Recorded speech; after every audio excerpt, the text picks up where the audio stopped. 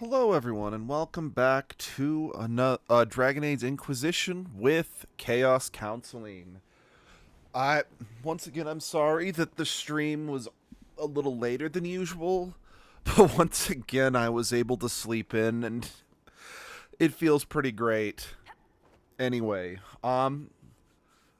so I did end up doing portions of the Hissing Waste off screen. Like, I beat the dragon and just started doing the other stuff. Because, again, outside of, like, some really frustrating puzzles, there really isn't anything there. And, yeah, just kind of really revisiting that area kind of confirmed that for me. Let me think.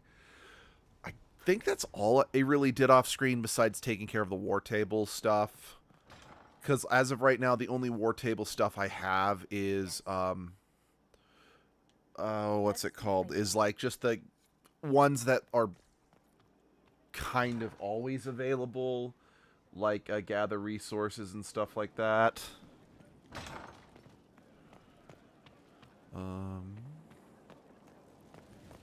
Yeah.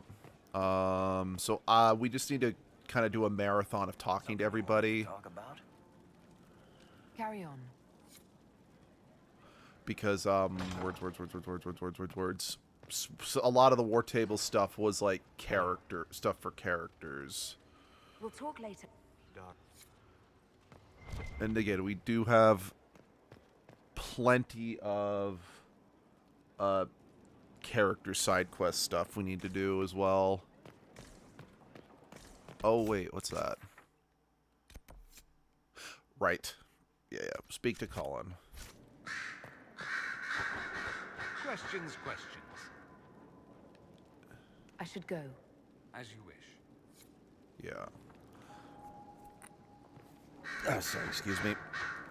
Oh, sorry. I'm just gonna warn you, my allergies might be acting up again. I have this whole week I have been down ironically, so part of the reason there was almost not an edgelord stream yesterday is I have, let's see, I don't need to talk to Liliana just due to the fact that I need to go do a quest for Liliana. So that is not, she won't have anything to say just yet. Blackwall is missing, and that's the first quest we're going to do because, well, I want to get a companion character back, but I've been driving like an hour and a half to get to work, and it's at the town I went to college in. Will have no armor, right?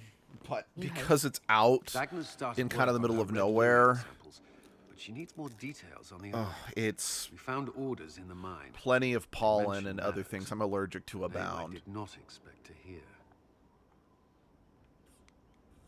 Samson's letter said something about taking over as the vessel. Perhaps it's a rank among the Red Templars. It could be a title from ancient Tevinter. Could be. Or it's some other role Corypheus has planned for Samson, and Maddox is part of it. Another voice from your past. In a way, this is complicated. Maddox was a mage in Kirkwall's circle. Samson smuggled letters between him and his sweetheart. Eventually, Samson was caught. That's why he was cast out of the order. I want to look up to see if Maddox was a character from Dragon Age 2. A skilled craftsman of magical items.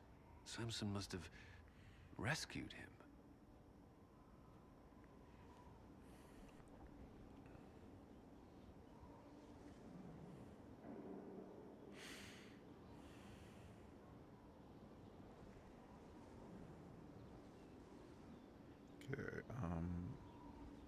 Okay, no, he only appears in this game. I can't believe they made a man tranquil over a few love letters.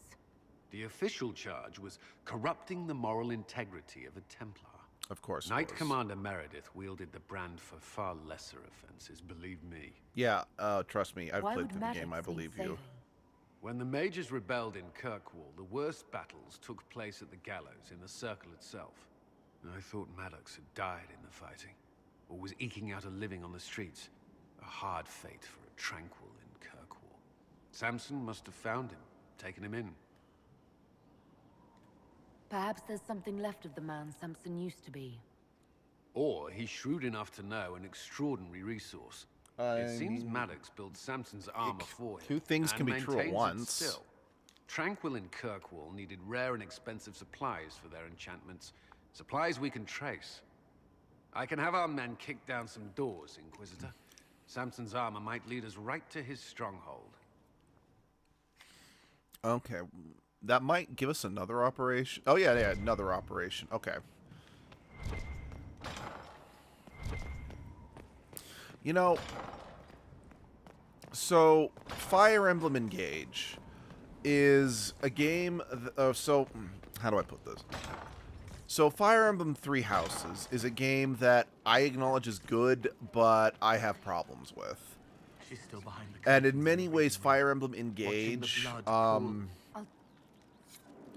fixed many of the problems I didn't like with Three Houses, but also removed a lot of things that made a Fire Emblem game good.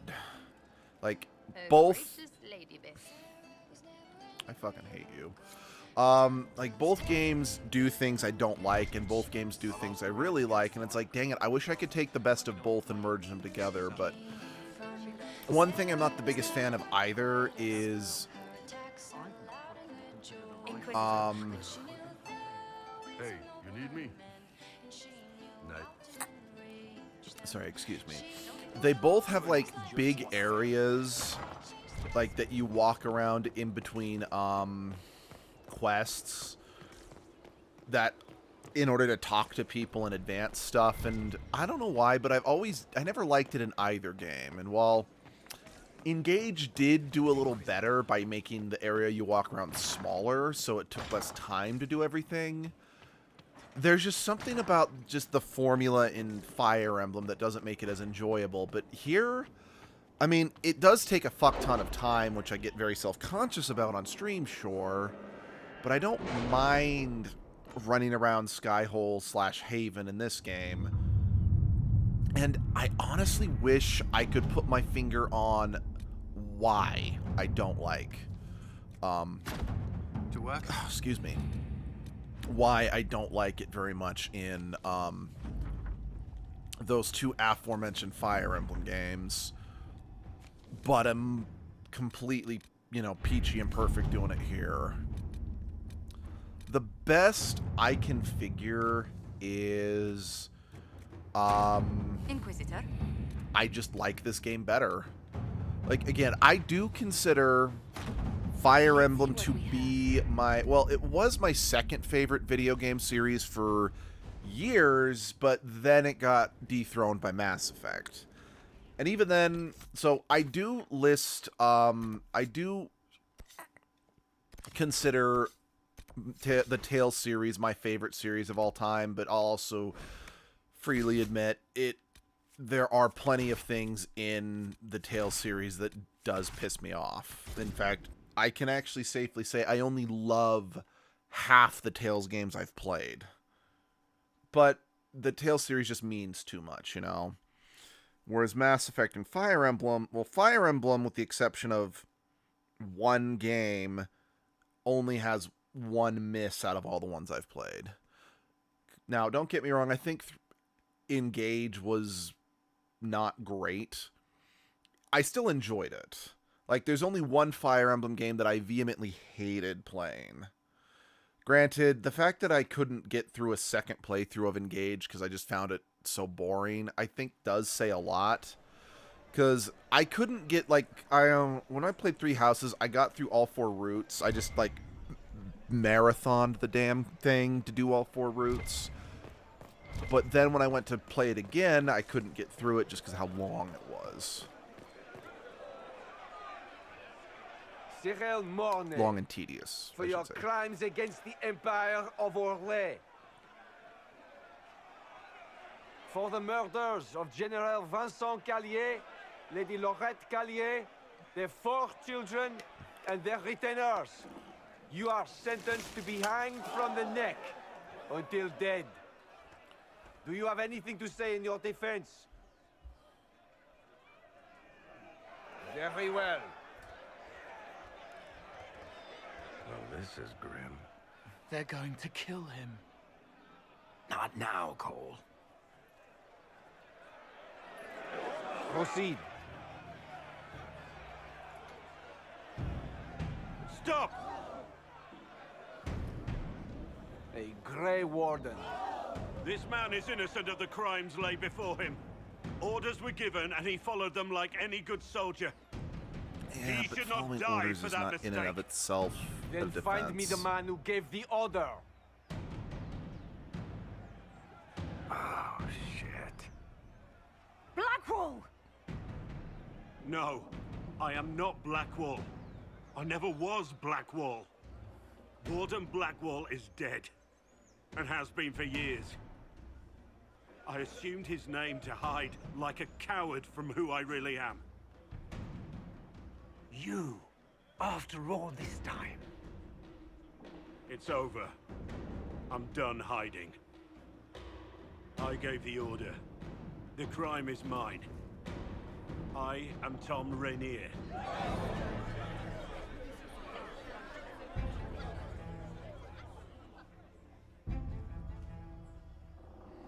That's actually a pretty cool executioner mask, I'm not gonna lie. This is actually a development I really like. Like, because it's interesting. I did not see it coming. But given just how he carries himself throughout the game, it actually does make sense that why he does, you know, seem to carry himself with as much regret as he does, you know? I don't know. This is some... Yeah, no, I like this bit.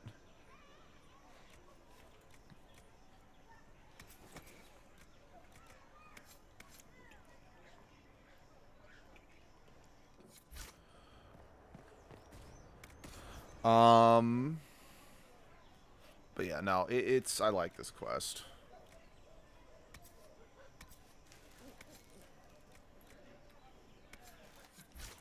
Sorry, I have not really looked at the shops here in a while. Mostly because they're all usually pretty expensive. So it's like, hey, while we're here, let's just see if there's anything here that I can afford now. If there's anything here that I want now, etc. Blackwall can wait.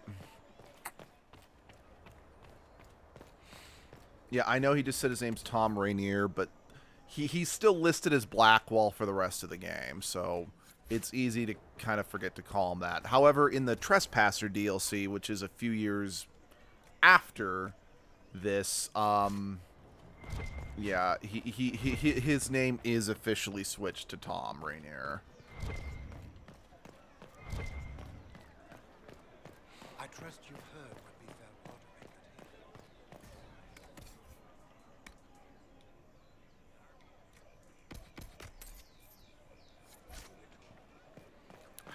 Roderick I didn't actually look at his shop. I was just like, oh yeah, I should empty my pockets while I'm here.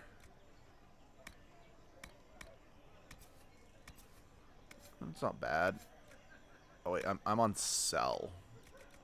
That'd have been bad.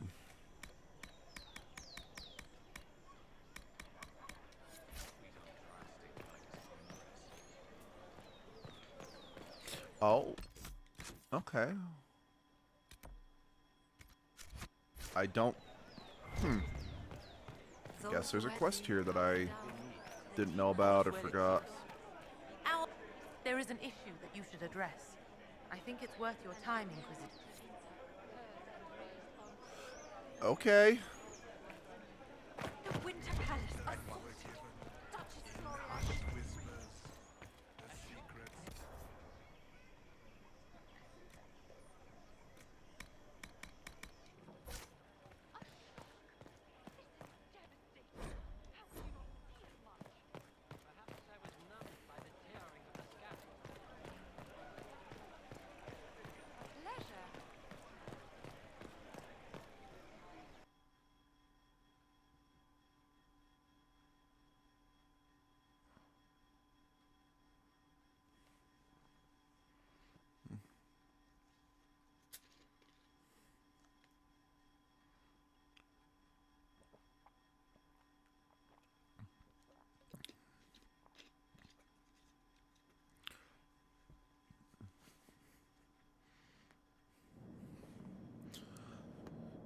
Oh, yay, my sword's magically come back.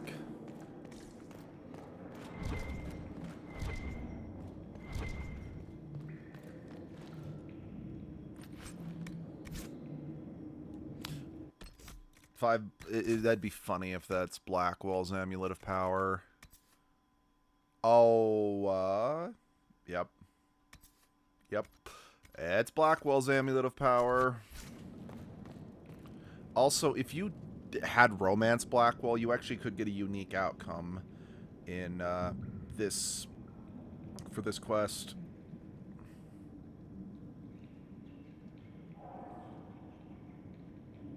I didn't take Blackwall's life. I traded his death. Mm-hmm. He wanted me for the Wardens, but there was an ambush. Darkspawn. He was killed. I took his name to stop the world from losing a good man. But a good man, the man he was, wouldn't have let another die in his place.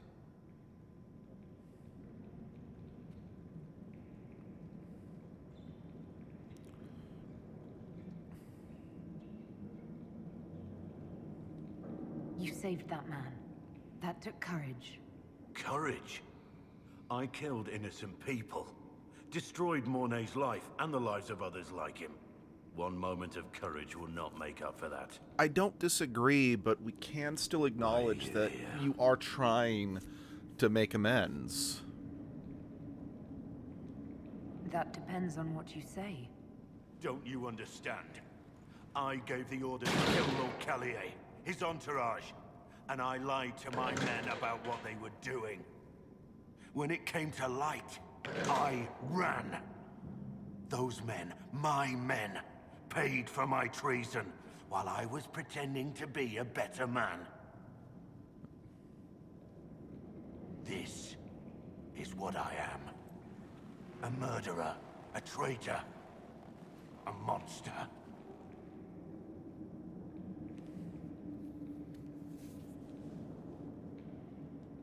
I know you're more than what you say. Have some faith in yourself. I'm not necessarily saying we should hand wave what he did, because we shouldn't. Like, there needs to be accountability held. But we also can't deny that he Liliana's report on Tom Rainier. Has been actively doing everything he can to make things better. And Give me the overview. Looks like our friend was once a respected captain in the Imperial Orlesian army. Before the Civil War, he was turned, persuaded to assassinate one of Celine's biggest supporters. He led a group of fiercely loyal men on this mission, and told them nothing of it. His men took the fall for him. A few lucky ones, like Mornay, managed to escape.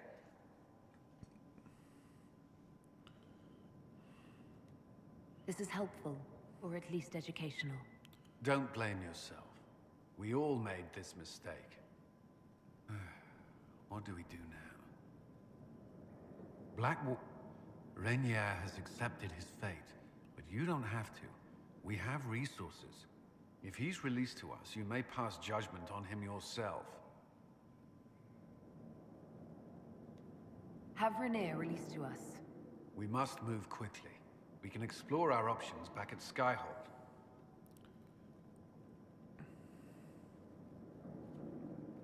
okay. Yep. Back to Skyhold to get that operation done. But yeah, if you romance Sky, because words. So this operation gets Blackwall released to us so we can pass judgment on him. If you've romanced Blackwall, you can actually do a judgment that's basically like, I couldn't let you go. And I mean, yes, it does hand wave what he did, which isn't great, but you get kind of a cute scene where, like, you actually stand up from the throne and kiss Blackwall on the steps. It's cute. It doesn't do... I mean, it's ethically not okay if you think about it, because you're hand waving. Because like I said, he should be held accountable for his crimes. Like, I 100% agree with that. But I also do feel that he has more than proved that he is capable of being a good person, you know? And we can't completely pretend like him try. I am of the opinion that we at least do have to acknowledge the person he is now. We can't forget what he did. That's not what I'm saying. But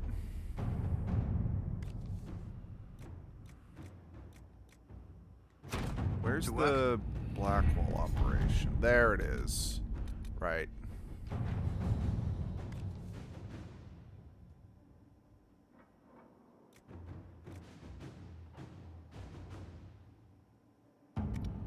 Ah, no, we're not doing that. We're doing it. We're doing it the right way.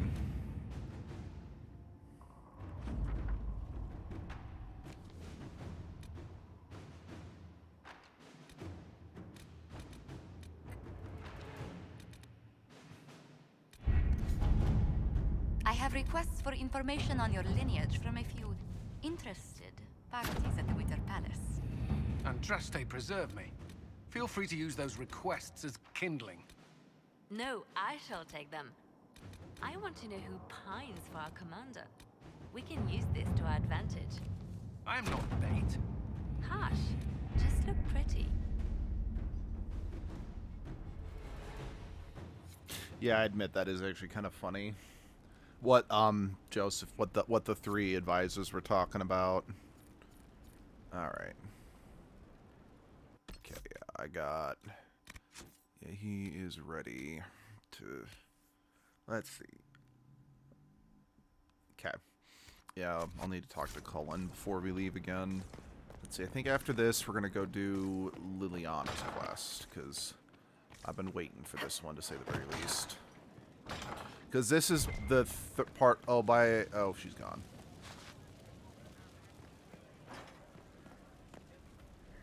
Because this is the third quest in terms of softening Liliana. Here we go. For judgment this day, Inquisitor, I must present Captain Tom Rainier, formerly known to us as Warden Blackwall. His crimes... well, you are aware of his crimes. It was no small expense to bring him here, but the decision of what to do with him is now yours.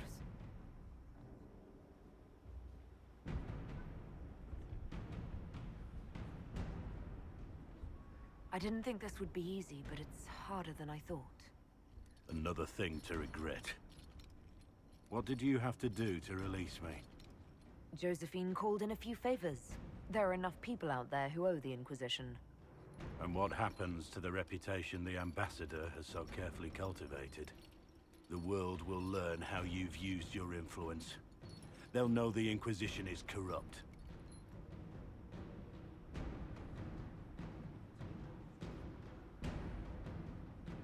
I wish there'd been another way, but my options were limited. You could have left me there. I accepted my punishment. I was ready for all this to end. Why would you stop it? What becomes of me now?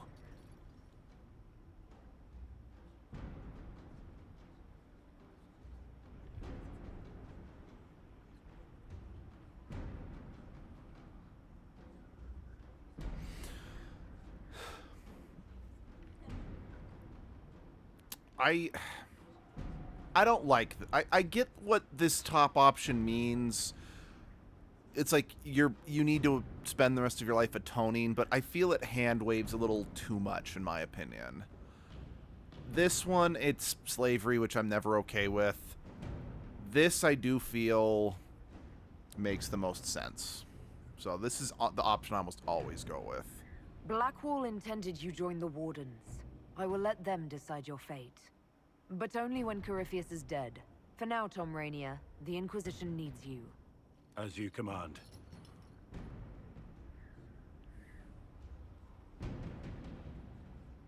Blackwall gave you the chance to atone through action, not merely punishment. I find I can do no less. I am grateful for this, Inquisitor. And I will serve for as long as I can. Plus, I also feel just letting him be executed is kind of the easy way out, if you know what I mean. Because many of his men were executed. If not all of his men were executed because of what he did. Giving him the same, like, easy way out is just, you know, it's not okay. It's not proper atonement, you know? Whereas giving him to the Grey Wardens is probably the best thing he can do. What have you found? To atone. We have him, Inquisitor. We found... My duties usually keep me here, but for Samson, I'll make an exception. I'm looking forward to fighting back. Likewise, we'll depart at your lead.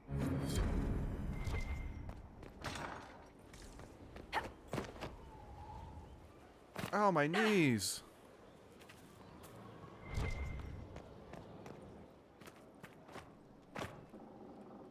Inquisitor? How shall I refer to you? Rainier or Blackwall? I've gotten used to Blackwall. Perhaps we could treat it as less of a name and more of a title. Almost like Inquisitor. Reminds me of what I ought to be. Everyone needs something to aspire to. Exactly. I'm glad you understand.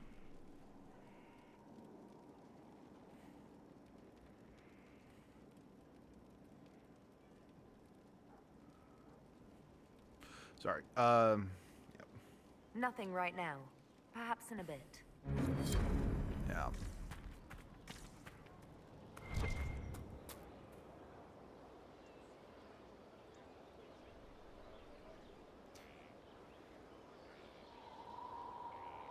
Let's see. Talk to Blackwall.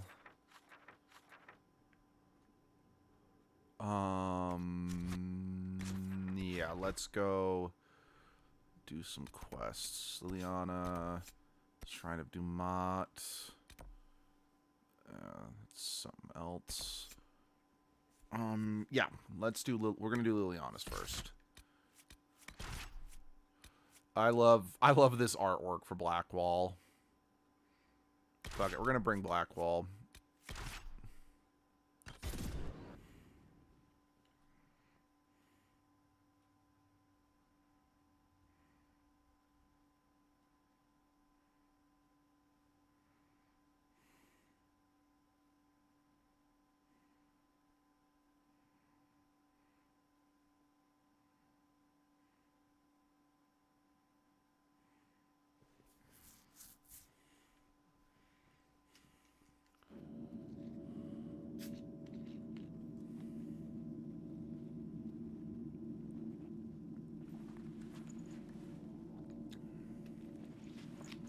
Just as I remember it. You didn't tell me you'd been here before. After the Blight ended, I came here to see Justinia. She was just Dorothea then, a revered mother. I needed her wisdom after the hero of Ferelden died. Yeah, okay. Sorry, I mentioned this before, but I think it's clear that the tapestry I made based on Edgelord in my Dragon Age 2 playthrough didn't upload properly because, as we know, Edgelord lived. It's peaceful here. You must have good memories of this place. It was a place of comfort.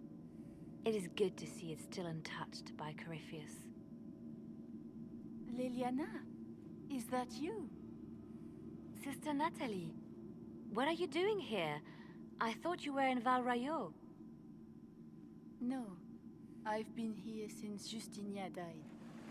This place makes me feel like she's still with us. Inquisitor, this is Natalie, a trusted friend. Wait, Inquisitor? You brought the Inquisitor here? My lady, forgive me for not recognizing you earlier. I wish more people would fail to recognize me.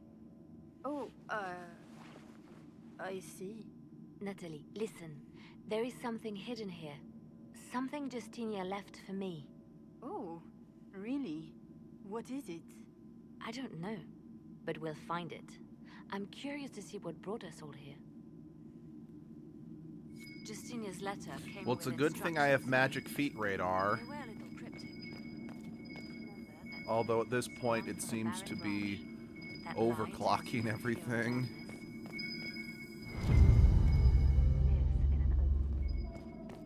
Hinting at something in here. Let's look around.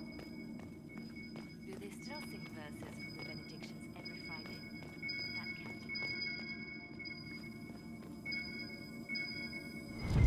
Never give up the traditions of a most beloved divine. That is lovely to hear. An open heart. Well, that one's quite literal. And morbid. But Justinia always said that compassion was my greatest strength. Doubt is easy. It takes courage to trust. I stare up at the breach sometimes. It's terrifying, but beautiful in its way. It is beautiful. Have you seen it by sunrise? When the sun rises through it, it splits into what looks like 1,000 suns, like a broken mirror. Yes. Spectacular, isn't it?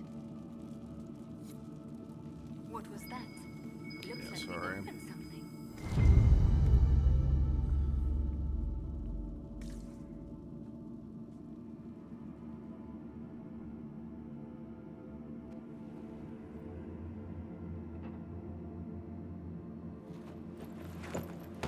What? Sorry to keep you waiting. Leliana, stop! What are you doing? I'm protecting us. They never sing the benedictions here on Fridays, Natalie. Something so simple. And you got it so wrong.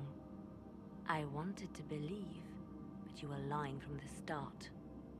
Keep that pretty mouth shut if you must, dear. You've already told me everything I need to know. The prickleweed burrs on your hem, talking about the sun rising through the breach. It all points to a single place.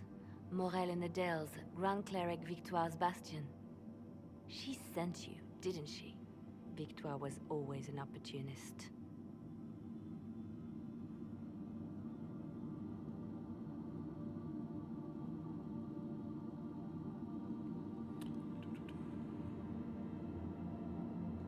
Who is this Grand Cleric? I've never heard of her. An experienced cleric.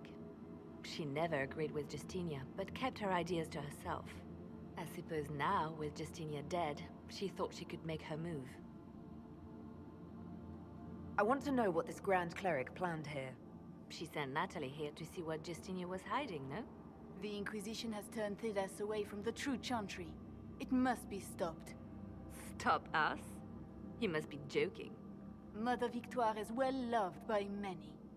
The Inquisition has more enemies than you know. No, And actually, Victoire we're thinks she fully can aware of how ally many with enemies we have. We don't have to be at odds, Natalie. You could come with us, join the Inquisition. I was called to serve the Grand Cleric. I will not betray her. Kill me then. I am not afraid to die for my beliefs. At least I still know what I believe. This is why fanatical religion is so dangerous. Release her, Leliana. She is no threat. The Grand Cleric? She is one woman. We are the Inquisition. The Inquisitor has spoken. Run. Tell your mistress that she has a choice. The Inquisition is coming.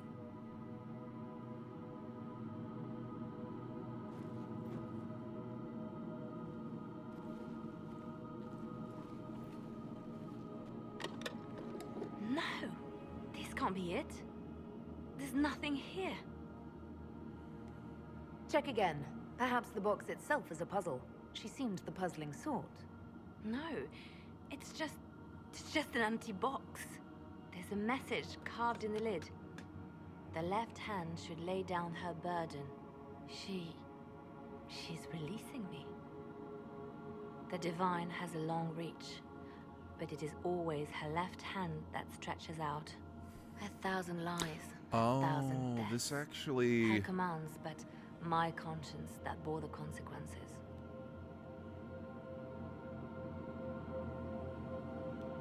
She apologized in the Fade. She said she failed you.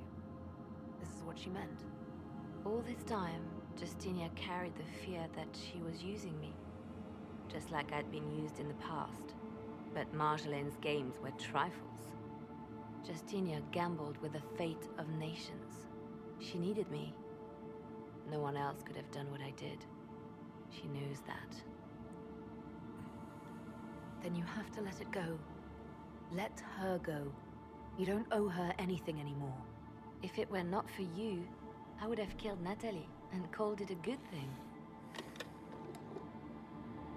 Thank you for showing me what was right when I couldn't see it for myself. There are things that must be said, but not here. I will see you back at Skyhold.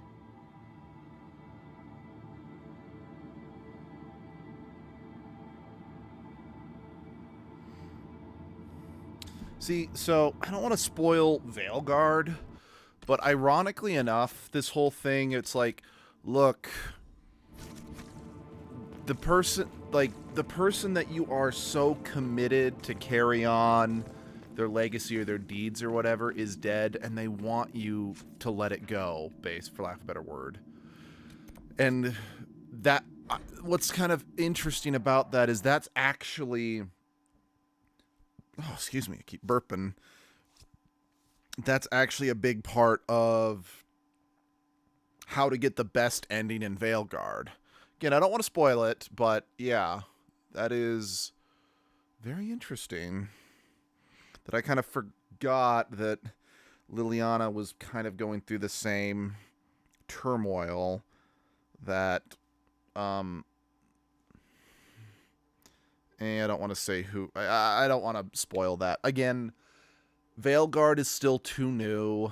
I know it's over a year old at this point, but some people may have been waiting to play it because they heard bad reviews about it. They were waiting to get cheaper, or maybe they weren't going to play it because it got bad reviews. But maybe they'll change their mind after I've, spoken well about it or whatever. I don't want to spoil it just in case, But yeah, to get the best ending, there is kind of a quest involved with someone being like the wishes of someone who's passed, or like someone believing that they have to carry on in a person's name after the person's dead, and convincing them or just showing them that they're now being released of their duties is what's allowed them to. Ambassador Montillier is pleased with the restraint you showed in Valence. She's positively beside herself. I will never hear the end of it. Niceness before knives, Liliana. Haven't I always told you? Will that be all, my lady? For now.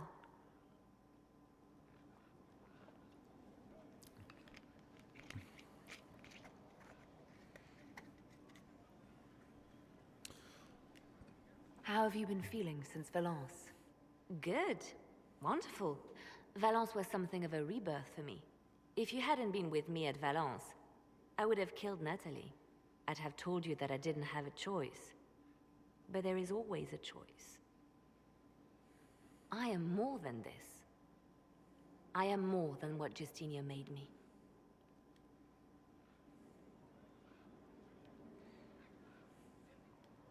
You've exceeded her. She could never have imagined the power you now hold. And now I will know I how gotta to talk to use that Cassandra. power I should wisely. do that. I have to stay true to who I really am, before a spy master, left hand or barred. I almost lost. I'm listening. Anything I should know? Celine has cemented power in all. At the moment, she's said to be. Once that is done, we will have a united Orlais. So yeah, we have now officially softened Liliana. Which, in my opinion, oh dear. Softened Liliana is the best. Oh, I also should hit the war table. Because there might be more. Because, in my opinion, softened Liliana is the absolute best candidate for the new Divine. Again, I don't 100% know. Hello again. So I am. Is that something you... Why should what I want matter? Why shouldn't it? It is very simple. I have never believed. So I look upon this as an opportunity. I owe it to myself and all of Thedas to see. There are other... Perhaps. I may not have a choice in the matter. Yeah, 'cause I don't remember if we got the... Because there are some war table operations that allows you to pick who you want to support. Because Vivian, Liliana, and Cassandra can all possibly become the new Divine. Vivian is the worst possible choice for Divine. Like, it is... Oh, she is a shit Divine. Liliana Hardened is basically... it's kind of a psycho Divine, where... I suppose in some ways... Hardened Liliana could be objectively worse than Vivian in some respects.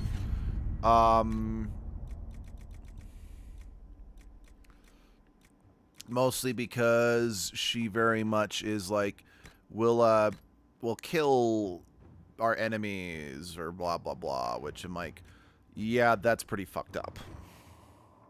Cassandra is a medium good option in that she does bring a lot of fairness back into the Chantry as well, but she doesn't address most, like, all of the issues. But Soph and Liliana is the best option. Plus, given that Liliana has been here since day one,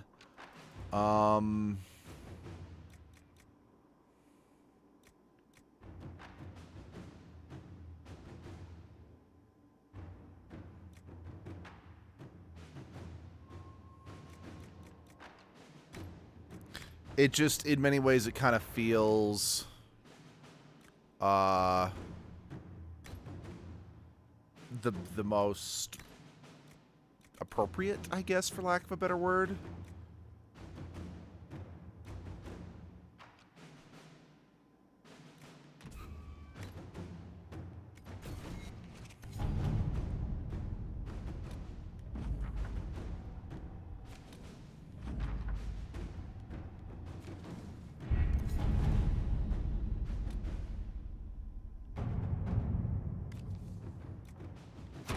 Inquisitor.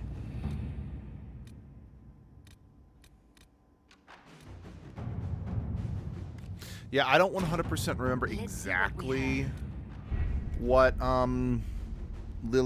Soph and Liliana will do as a Divine, because the last time I did a playthrough and Soph and Liliana, and I'm like, okay, I'm going to actually see what it is. I somehow ended up with bitchy Vivian as the Divine, which sucked.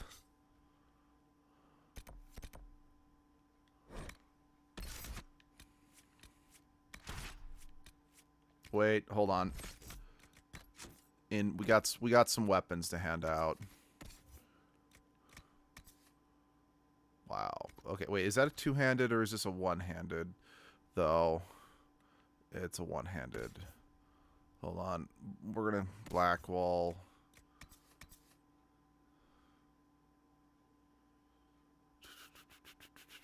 Yeah, no, it's...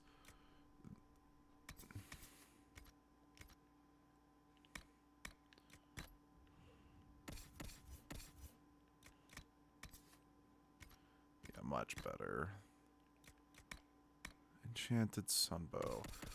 There's Sarah. Nope. That makes that easier.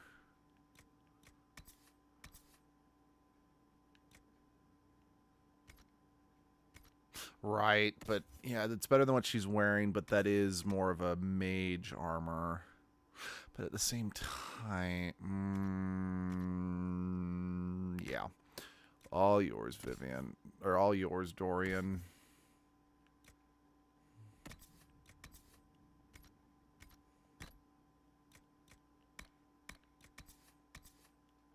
Sure.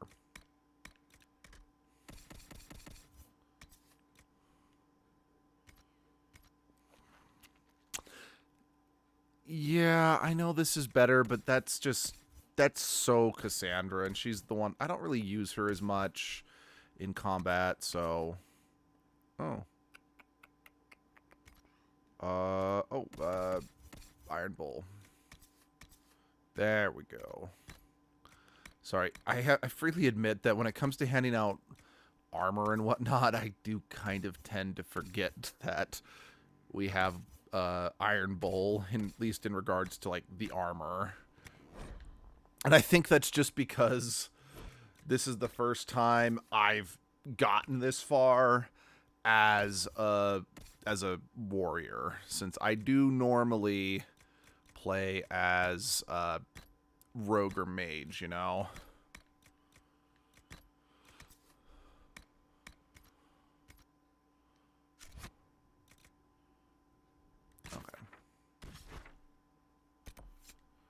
So, because I'm now filling that slot of the 4th warrior, my brain just kind of blanks out that Iron Bowl's right there.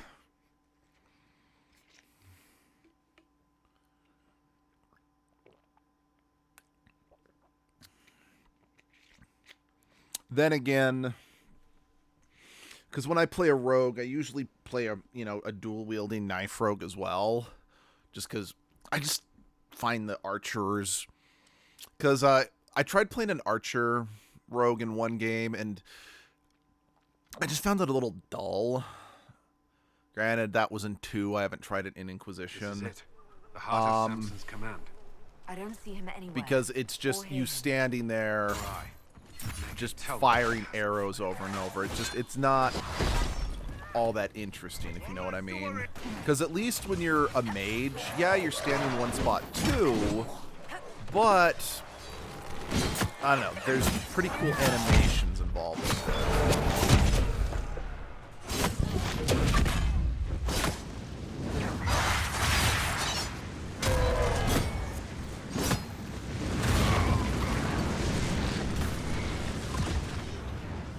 But yeah, maybe it'd be better. Maybe being an archer would be better in this game. Because maybe there's just better abilities and whatnot.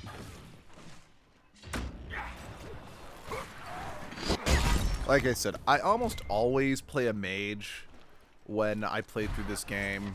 Partially because, well, mostly because it's fun to be a mage in this game.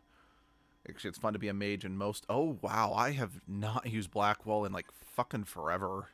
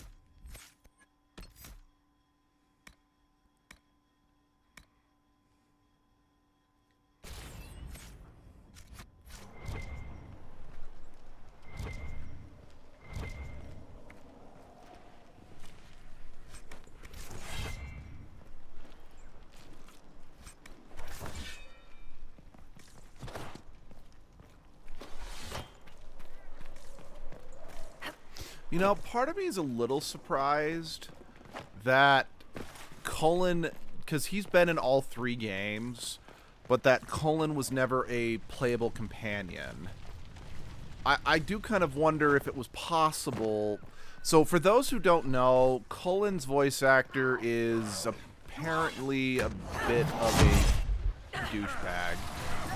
I don't remember exactly what happened, but apparently he has some very problematic opinions. I don't remember if it was racist, xenophobic, homophobic. misogynist, so on and so forth, but he made some very, very problematic statements during,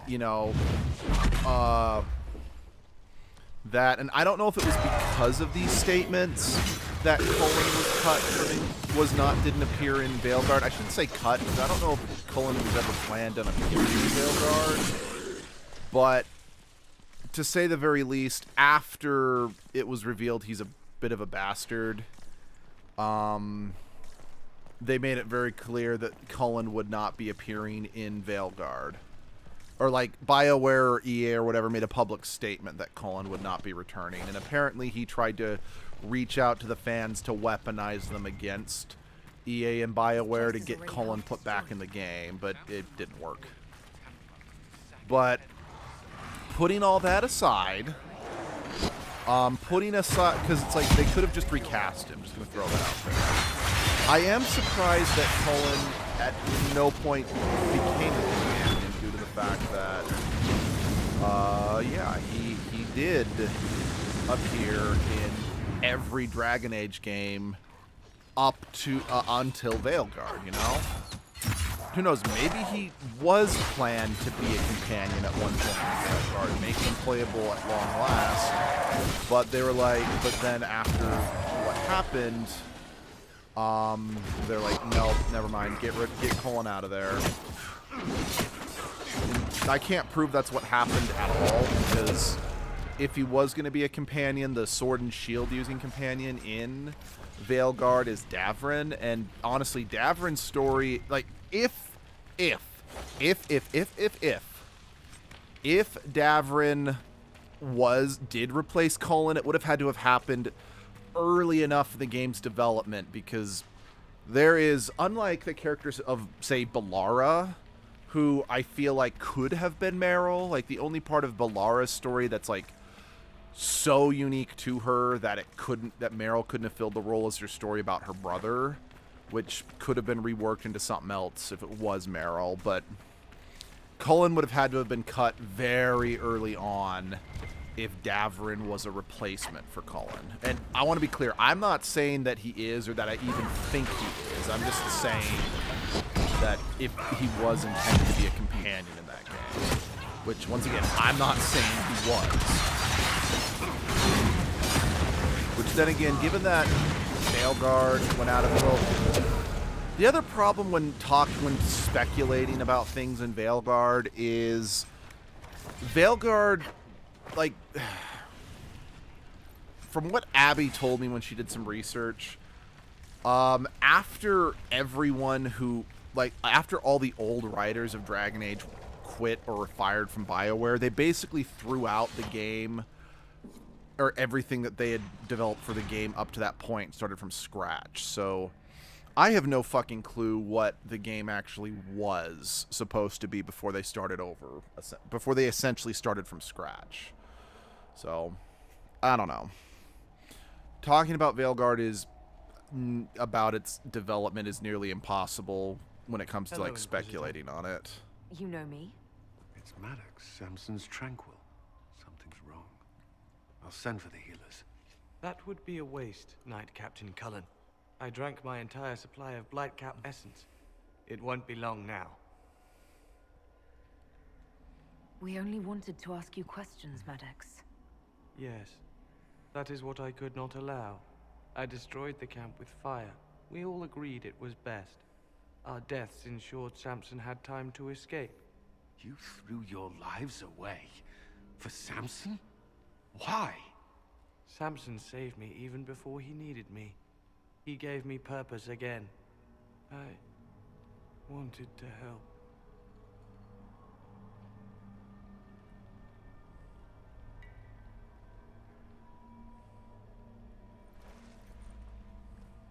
We should check the camp.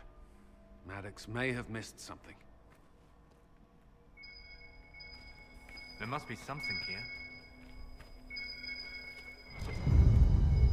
Lyrium bottles, licked clean. Drinking it, wearing it, rolling it. You can't say Samson isn't committed. How much red lyrium is Samson taking? His resistance must be extraordinary.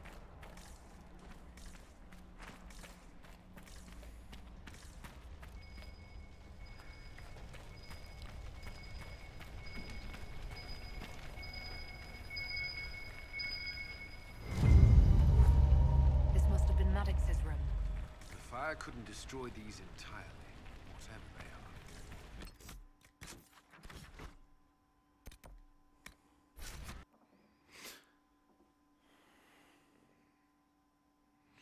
Yeah.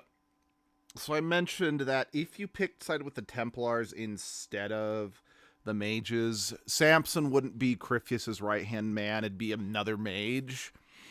This quest equivalent, we would have, like, I think, found some evidence that Crifius was planning on betraying the right-hand, like, betraying his right-hand woman.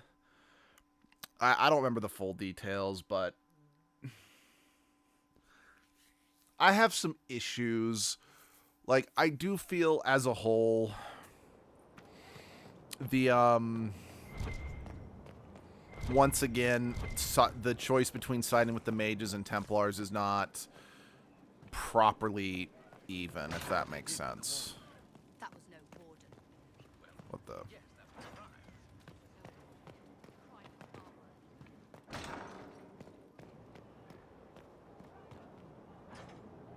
Shoot, is my left stick developing some drag?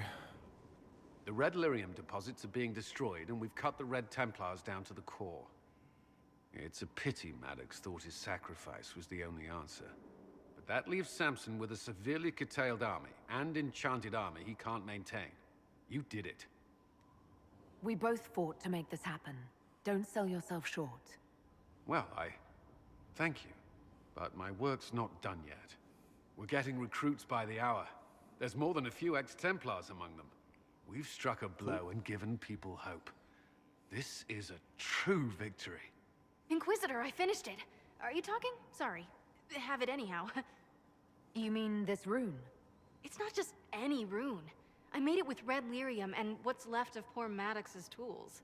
The rune acts on the median fissures of lyrium to... It'll destroy Samson's armor. He'll be powerless.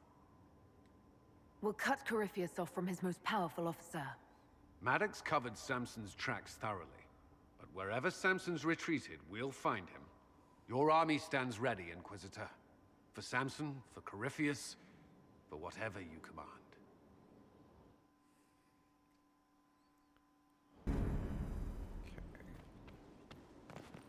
It's got...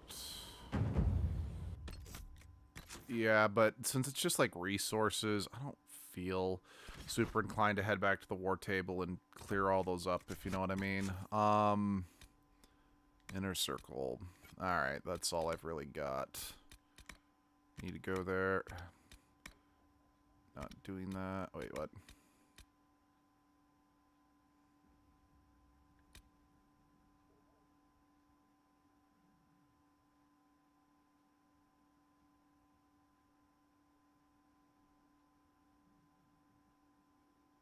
Oh, okay. Yeah. Still need to beat that thing. Okay, actually, maybe it would be good to... kind of clean house with some of these.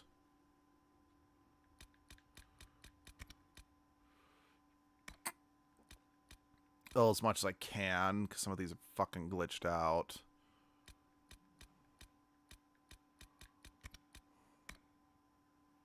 Anyway, actually, let's go to the Forbidden Oasis first. What the... Yeah, just so I can get the...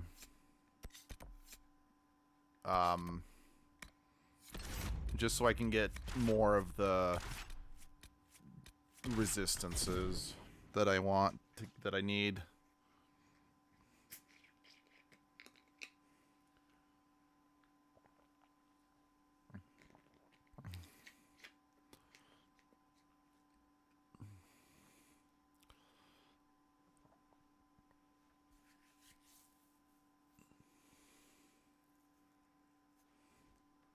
Yeah, especially as a fighter, having elemental resistances is good.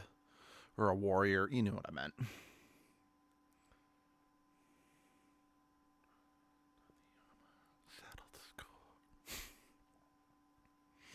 So, just because we were talking about, you know, Samson's enchanted armor of evil or whatever, I've now got, not what I meant, I've now got the song To the Last Drop of Blood by Beast in Black stuck in my head. Since one of the lyrics is, don the armor, settle the score, hyper-violent, human no more. Okay, I'm glad you reappeared out of the floor. Because I've had your fucking ring for forever. What do you want? I believe this is yours. Nothing here's worth as much as this. It's all I have left. I don't have much, but this opens one of my old caches. Whatever's left is yours. As thanks. Okay, well, that's one more headache that's off my brain. Yeah, again, I will say this is one of the more interesting locations you get to explore visually. I just really don't like the slot canyon setup. It's frustrating to me.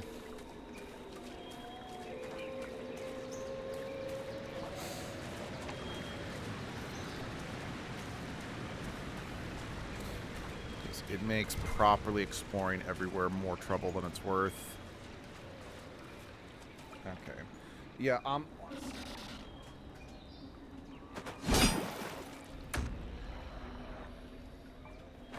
concerned if my left stick is starting to give out, because that's our better controller. Because sadly, the controller that we got that came with the PS4, its battery life is kind of shot. It doesn't last nearly as long as that one does, which means great. Our PlayStation 4 controllers are now both kind of not great. And I know it's like, well, why don't you just play on your PS5? I'm like, well, because our PS5, like when we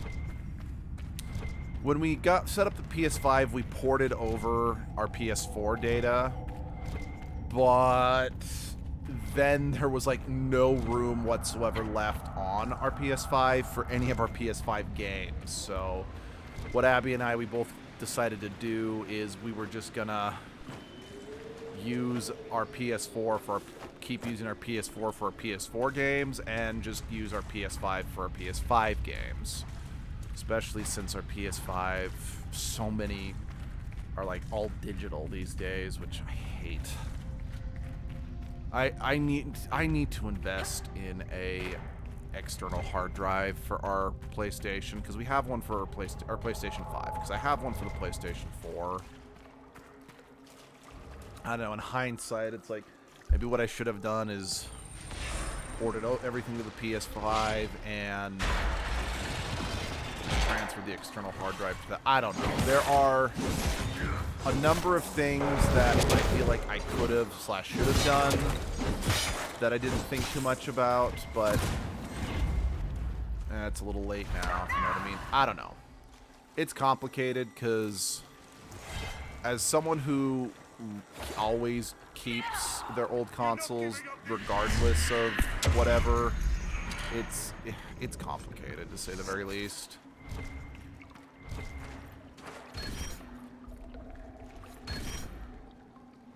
Oh, so, I can't even open the next door. Maybe I jumped the gun coming here already.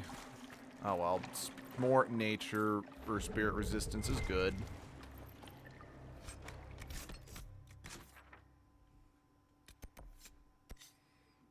Oh, I got the key to that door. Okay. Oh, I must have gotten it from the miner. I wasn't fully paying attention. Alright, let's go knock that off.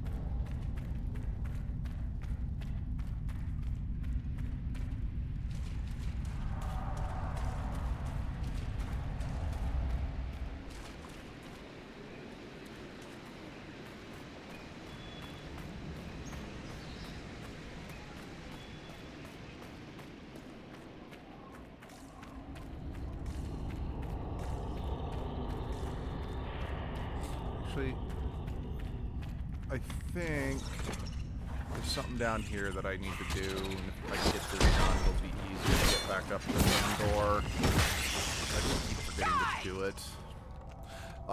Basically, I think there's like a wall I can kick down here. Yeah. Yep.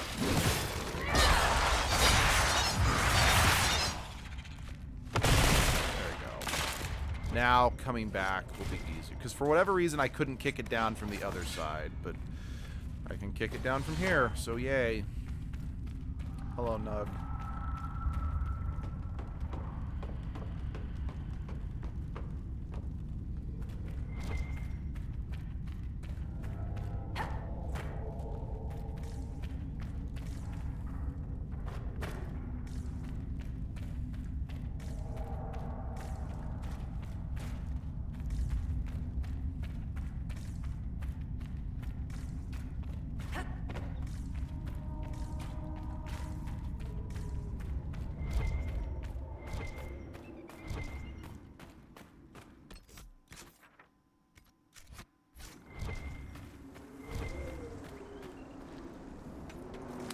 What else you should possibly see about it if I could kill some of those dragons? I think the problem I was having is I was fighting the dragons with the wrong party. I think, unfortunately, my setup of, you know, 2 rogues, a warrior, and a mage is just... I don't think it's going to cut it for... Wait, this is out of bounds, isn't it? That's out of bounds. Sorry, I was hoping I could loop around. But no. So maybe if I tackle it with like this setup of 2 warriors, a rogue, and a mage, or try going at it with like 2. I mean, I know I did have 2 mages when I tried to take the one in Empress Delo. I can't pronounce that. I still failed, but it still might be worth my time to.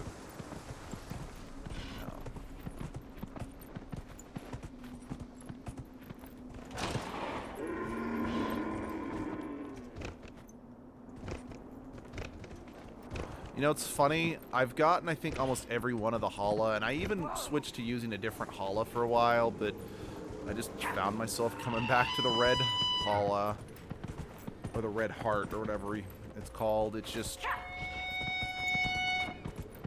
I don't know, it's just... I love the way it looks, and I know it is in part because I did get this pre-order bonus, so it was something that I had, like, a special connection to from day one, because most, you know, playthroughs of this game, you're supposed to just have access to the horse that the horse master gives you right away at first, and then you get it later. At least if you just played the vanilla game with no added anything. But again, because I'm a sucker who buys into pre-order bonuses, because I'm a sucker, yeah, I have always had access to that holo. I think I also had access to the Bog Unicorn. I think both of the pre-order bonuses was the Red Heart and the Bog Unicorn. I could be remembering wrong. It's been 11 years. We've had this, like, definitive edition for quite a long time, so honestly, I've played this PlayStation 4 definitive version more than I had my Xbox, you know, my 360 version that was just the 360, you know, just the base game plus the pre-order bonus. But yeah, it's like I've almost never had to ride a horse in this game because, again, I just think the idea of riding a deer or an elk is just more interesting. I think it's cool. It's not something you see that often. I mean, granted, of course, riding the big-ass Nug is something you can only see in this game, but I don't know. I just look at that, and I'm just like, this is so stupid looking. Alright, we're done here. Journal. Inner Circle, Vivian. Yeah, that's going to take us back to the Exalted Plains. There is some cleanup that we can do here. Oh, and there's a quest I didn't get. Let's do that. And again, I'm not counting. I've already kind of said I'm not doing the soldiers' letters. I'm not doing the glyphs because I just find them a pain in the ass to find.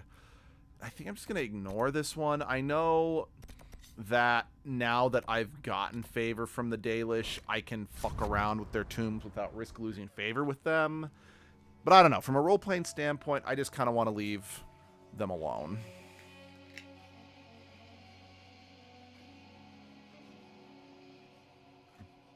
Plus, I feel at this point, any bonus I could get from it is not going to be better than any gear I could get from it is really not worth it. I've got such good gear as it is.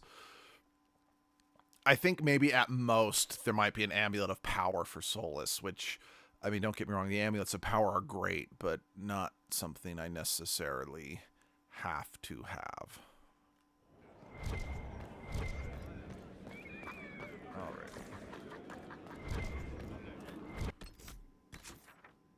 No, that's, yeah, that's not right. I wanted to be here.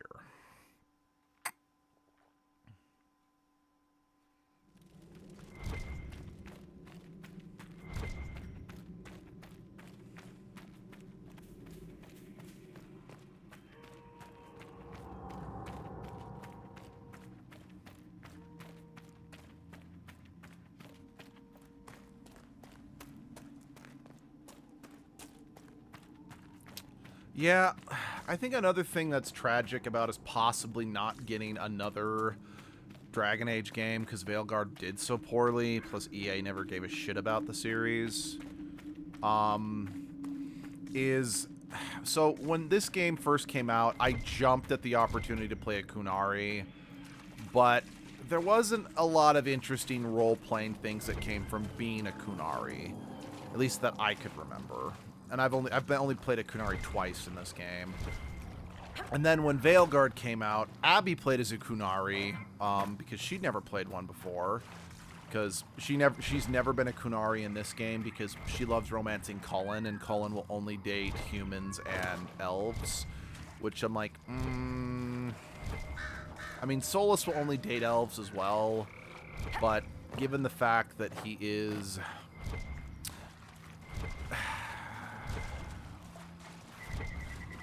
I don't think this is too much of a spoiler, but he was... Okay, it is, but I don't... This one I'm a little more okay with. It's revealed Solus was romantically involved with Mythal. So the implication is that he kind of sees part of Mythal in you if you're a female elf. So that's the only reason he's able to express feelings for you. Just keeps getting Because... worse. It's like you remind him of the woman that, you know, you reminded him of the only other person he's ever loved. Which is kind of effed up in its own way, but I digress. I'm not saying it justifies that race is right, but it explains it. But yeah, so Abby played a Kunari in her playthrough of Veilguard, and there really weren't any interesting role-playing options. I chose to play an elf because, given what I knew the narrative was about, I'm like, I kind of want to see how it impacts you as a character as an elf. And I got so much unique dialogue playing that game as an elf that I just kind of... I'm like, why do they keep screwing the Kunari over? They're an interesting, unique species to the... Yes, I know they're just giants, effectively, but still. Finally. Yeah, they're giants with horns, but still, that's interesting. And it's unique to this game's world, but you get the idea. When we do finally get to Veilguard, on the channel, I am going to play a dwarf because I do think there is going to be some interesting roleplay options as a dwarf in that game. And I already have played a mage in my personal playthrough of Veilguard, so I'm like, okay, I'll be a dwarf because I want to be a different class than I did my first playthrough because I want to see how different they are. Because for better or for worse, Veilguard did their best to try to level the playing field with all the classes. Like, every class now has a ranged attack of some type. So like Abby, like you can, and one thing I do actually like is they bring back in the first Dragon Age game, as I discovered, I actually never knew this until I did this with my Edgelord playthrough, is you actually can have 2 sets of equipment you can swap through. I mean, the downside is that you can't swap through it easily in combat in the Xbox version, which is what I was playing. I think that's more of a PC thing.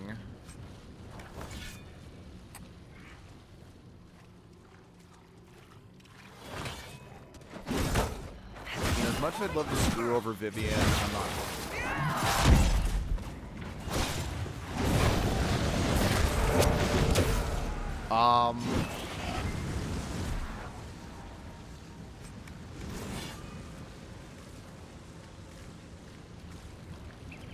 But yeah, I'm hoping that by being, and sorry, but like I was saying, they so Abby played a warrior in that game. So even though you can switch between 2 active weapons and whatnot, like as a mage you had like a staff, but then you also had like a dagger and an orb. And I would swap between my combat styles regularly, but Abby would just stick with sword and shield because having multiple play styles, just, she said, it's like, it's too confusing. So I don't really know how it would work for the 2-handed weapons, but like the ranged attack with warriors use sword and shield is they can throw their shield as a ranged attack.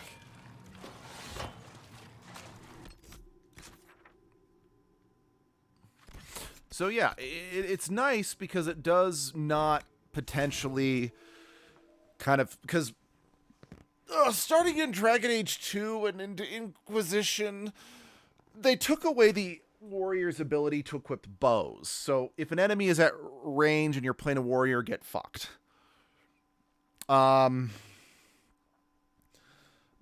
So it's kind of nice. It's just the other trade-off, at least, and again, I'm kind of seeing that, oh, maybe if I play as a rogue, I'll be able to feel a difference more. But watching Abby play as a warrior and me play as a mage, it's like, it didn't feel as distinct. Like, in both the first 3 Dragon Age games, the class you play as really feels different in terms of what you can do, what you can't do, etc., etc. Whereas, just again, visually, I still need to actually do it, which is what we are going to do when we get to that point. Which, in this point, I'm really, really leaning on what I think I'm going to do is, rather than immediately stream Tales of Xillia Remastered, I think I might do a stream of Yuka Replayly. What can I do for you, my dear? Is it too much to hope that you've brought me the heart of the snowy wyvern? Actually, before I continue this conversation, I need to use the restroom. So we're going to take a quick break, and we'll be right back, okay?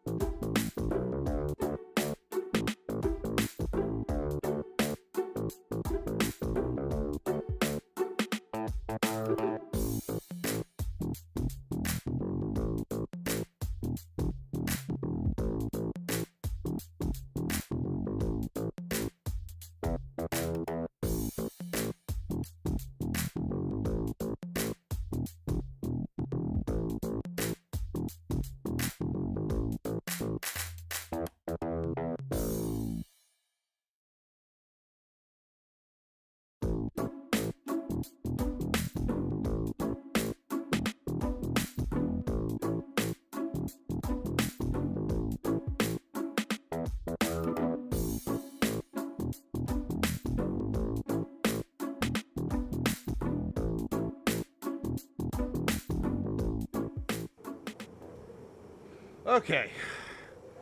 I have returned. Thank you for your, as always, thank you for your patience. I've brought you the heart as requested. Inquisitor, you are a treasure. Shut up, Please don't accept care. this as your payment. I must begin work immediately. I should apologize. I would like you...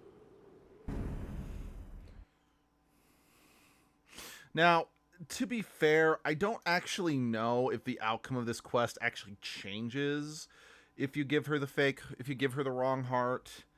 It's just more of a moral high ground thing. You'll see what I mean.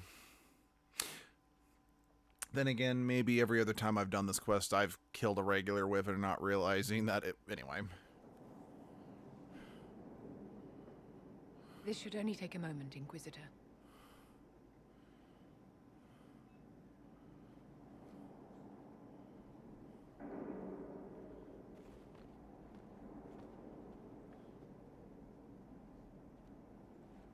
I'm here, my darling.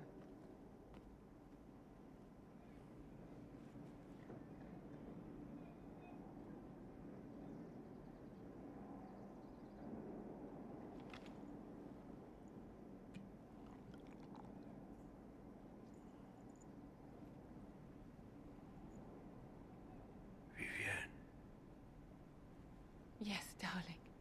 It's going to be all right, my love.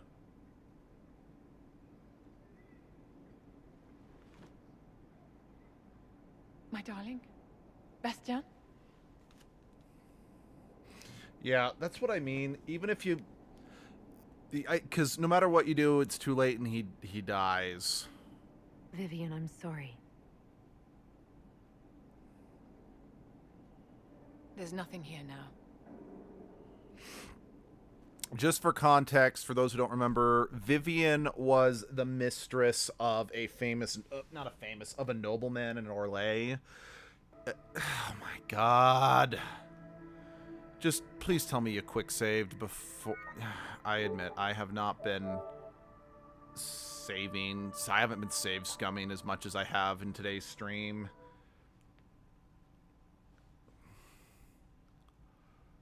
But, words.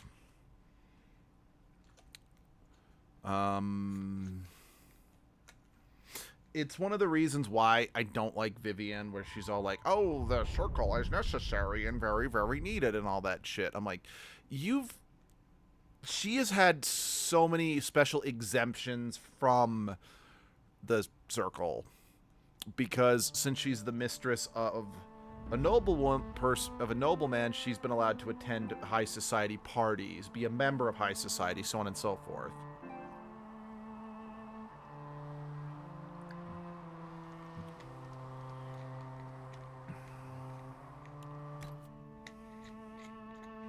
So yeah, it's the reason why I just don't like Vivian, because she's constantly preaching about the circle and why it needs to be, and you know, this thing that actively oppresses a minority group. I mean, like, oh, it's necessary and needed, but it's like, oh my god.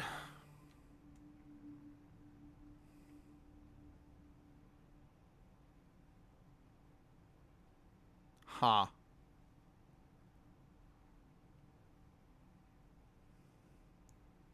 Well, you know what they say. It's not until you actually... As per usual, it wasn't until I actually was streaming something that all the glitches start happening. Again, I love this game. It's my second favorite Dragon Age game. But I can't deny the glitches on it are insane.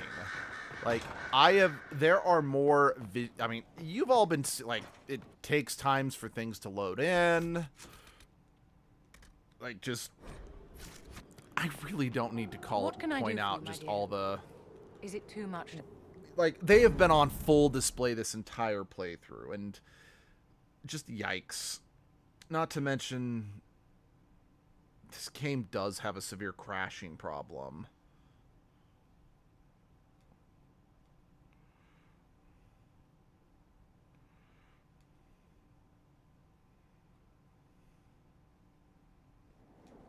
This should...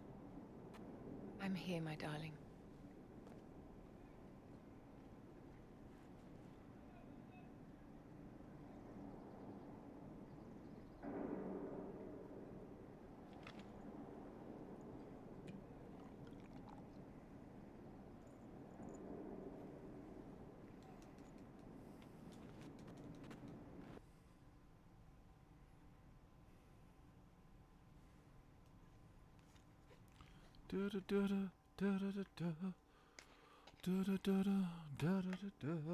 Still have that song stuck in my head.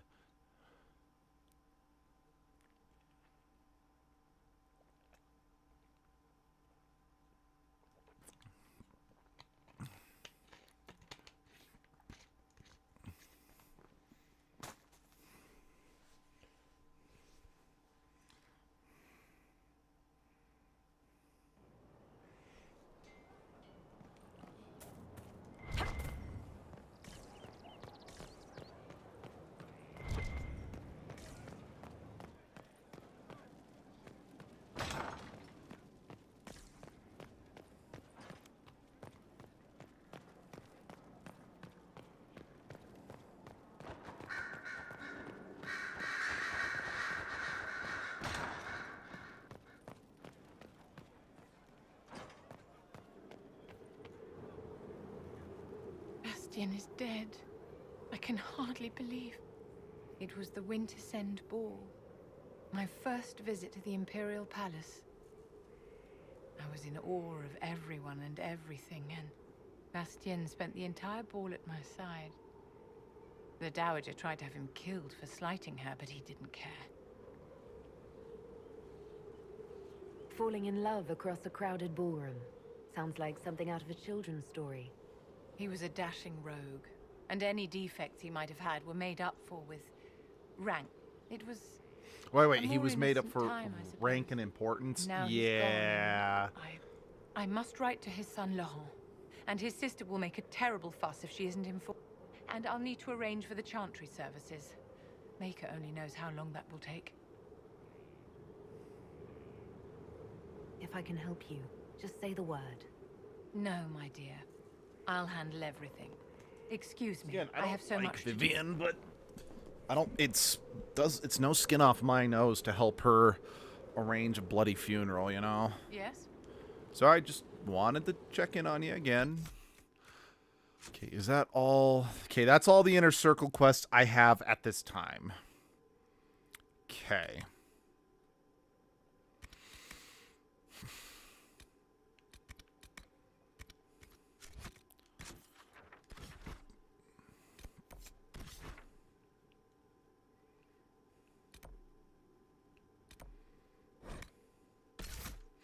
All right, let's see if we can take this prick. Do I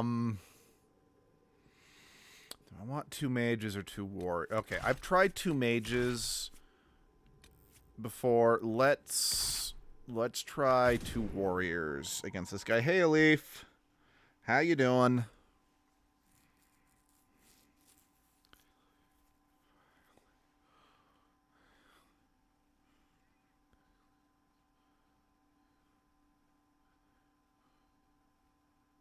So yeah, we're gonna take a crack at this dragon again.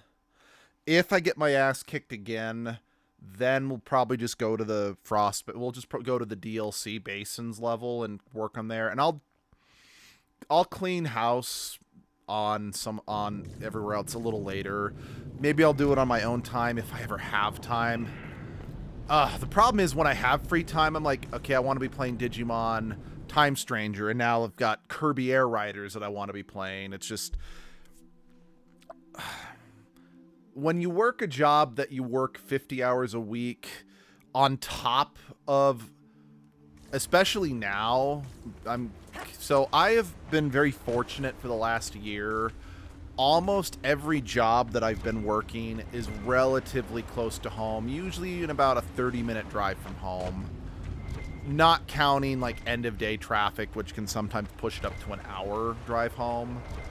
But starting this last Monday, I got assigned a new job site that's an hour and a half away from home. So it's like I now have 3 hours of commuting on top of a 10-hour workday, leaving very little time at home to actually play video games. Combined with the fact that as of right now, I am at... So, Abby and I, we have games that we both want to play, or that we kind of... So the reason why we're doing Persona 3 the way we are is because I kind of want to see the story of Persona 3, but I don't have the patience to play through Persona games myself. So Abby will play the game with me watching, and I'll make the decisions when it's relevant, or she'll make the right decisions to get max social link or whatever. And we've done that with every Persona game except for 3, because we were playing Persona 3 on the PlayStation 2, and then our PlayStation 2 broke. So in many respects, this is my first time through Persona 3 playing it with Abby. But anyway, so that's something we do. I'll play a game that she can't handle but wants to know the story of, and she'll watch, and then vice versa. So as of right now, we are currently going through the Castlevania series. Chronologically. Granted, so far, we've only actually beaten one of them, because, the point I'm getting at is we also have that on my plate taking up time. So far, the only one I've actually beaten is Lament of Innocence, which is chronologically the very first Castlevania game. And that's because, old school Castlevania games are really fucking hard. So what we kind of ended up doing is that, so I played through Lament of Innocence, beat it, then chronologically after Lament of Innocence is Castlevania 3. I played it, and I bought like all the Castlevania collections that are available digitally on the digital store. Yeah, because they're available across most modern consoles. But yeah, so played Castlevania 3. I got as far as I could, and then we're like, okay, let's move on. And we just kind of looked up the ending cutscenes, because Castlevania 3 has like some different outcomes depending on the path you take. Watched it and then moved on. After Castlevania 3 was Curse of Darkness, which I actually own, and I actually really like Curse of Darkness, even if I never competed due to how hard the final boss fight was. Unfortunately, for whatever reason, Curse of Darkness is one of the most overlooked Castlevania games, despite the fact that its main character and main villain appeared in the Hector and Isaac actually appeared in the Castlevania anime, so you think there'd be renewed interest in that game. But no. But it has only ever been on the original Xbox and PlayStation 2, and has never been re-released digitally or physically anywhere, which I think is just a shame, because I like that game and I want to play it again, but we couldn't get it, we just couldn't get it to work. Anyway, after that, so we just watched the cutscenes. Then after that was Christopher's games on the Game Boy, the original Game Boy, when I vehemently refused to play any of those games, because, oh my god, the difficulty combined, like, Castlevania is a difficult series just in general, but the difficulty from a regular Castlevania game combined with the just clunky controls and sluggish mechanics of the classic Game Boy, fuck that shit. I refuse to play those, so we just looked up cutscenes. Then that led us to Simon's games. And I gave them a shot. I got farther in the first Castlevania game than I did the second one, because the second one was officially when Castlevania tried the Metroidvania style gameplay that it's known for now, but unfortunately it does it very poorly. I mean, I know that limitations of the time need to be considered absolutely, but to put it bluntly, I did not have fun playing what little of that I did, so put a button on that. And now we are at Harmony of Dissonance, I think is what it's called. It's the game about Justy, or Just. I'm pretty sure it's pronounced Justy. He physically appears in Castlevania Nocturne, which is the second anime based off the Castlevania series, but I haven't watched that one yet. Oh yeah, after we attempted Curse of Darkness and Castlevania 3, we watched all 4 seasons of the anime, since they're retellings like of those 2 games. So we're holding off watching Nocturne until we actually get to Rondo of Blood and Symphony of the Night, which I'm scared. Symphony of the Night, I've always heard people say it's the best Castlevania game. So when I found it available for digital download like a decade ago on my Xbox 360, I downloaded it. I did not get very far with it. I just found it too difficult because, like, I'm a heretic. My favorite Castlevania games is Dawn of Sorrows. That's in no small part because it was my first Castlevania game, but it's also because it had a number of mechanics in it that just made the game more palatable. The first one being there's a shop where you could buy weapons and, more importantly, potions. What's more, you could pause the game and use your potions mid-combat, mid-boss fight. Which I know some people say it cheapens it, but I don't care. I'm a basic bitch, and I am not very good at attacking, so I need to be able to heal, because I'm usually not going to be able to beat the bosses on a single life bar, because I just suck at what I do. And unfortunately, Symphony of the Night is a bit more restricted on when you can. So I can probably do super more.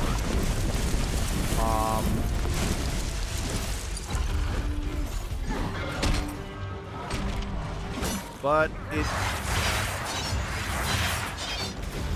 the other reason why I like the Dawn of Sorrows so much is because since the main character in that game has the power to steal the souls of the monsters he defeats, you can actually upgrade your weapons by infusing them with monster souls, which is a mechanic I always love. Which, by the way, Castlevania, is, at least the handheld ones that I played growing up, I do plan on doing streams of them too at some point. It's just like everything else, I've got so many other things that I want to stream that I just kind of view as a higher priority. I just keep struggling to actually get to it, you know?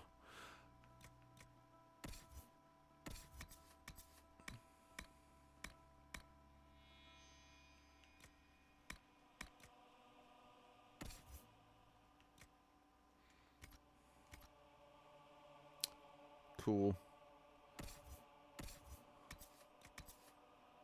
Yep.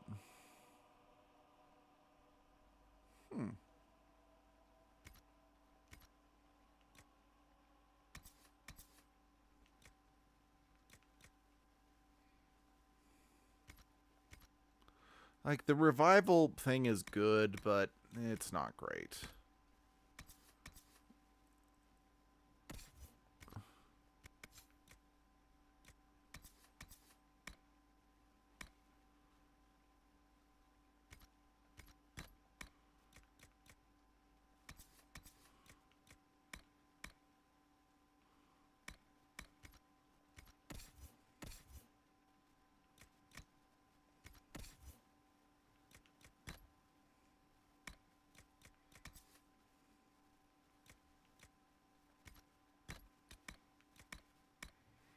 Okay.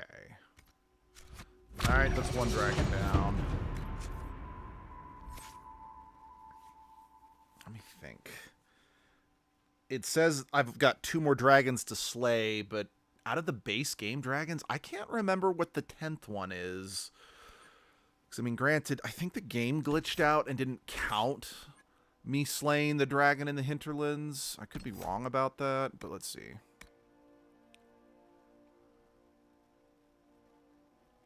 Fuck it, I'm taking that. Then again, maybe I should just quickly travel back to the hinterlands and make sure that... And yeah, this... What's it? I don't... That, I've already done the Primeval Lyrium. It just hasn't disappeared yet. Don't need to. I don't really care about... Yeah, I'm just going to quickly travel here and run into the dragon's lair. Maybe it didn't count. Maybe I didn't actually kill it. Oh, yeah. Wait, I think maybe what happened is that we were fighting it, and I had to be like, okay, I can't win. So we fled, and then I never came back to kill it. Maybe that's what it is. Because, again, as far as I know, I only should have the dragon in the Emperor Deloyne's left to kill out of the base game dragons. Because I've done it in the Hissing... I did the Hissing Waste one off stream. I did the Western Approach one, because that's the one you have to gather up Dragon's Bait with the Researcher. I've killed 2 of the ones in Empress Deloyne, and I just have that last one that kicked my ass. Let's see. I did the one near Crestwood. There isn't one in the Fellmire.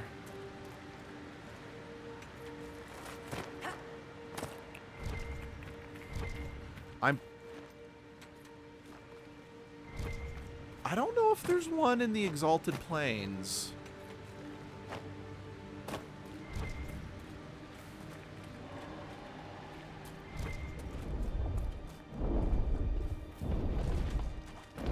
Oh, nope. Yep, I didn't actually kill this one. I had to retreat because it was kicking my ass.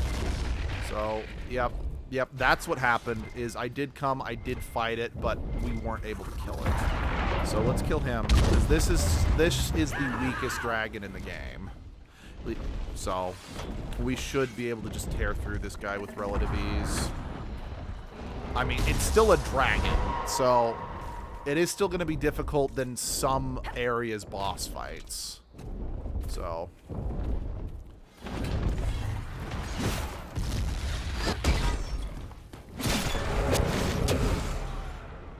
Maybe I shouldn't say areas boss fights, some quests boss fights. The dragons are arguably the area boss fights. Land, fuck bucket.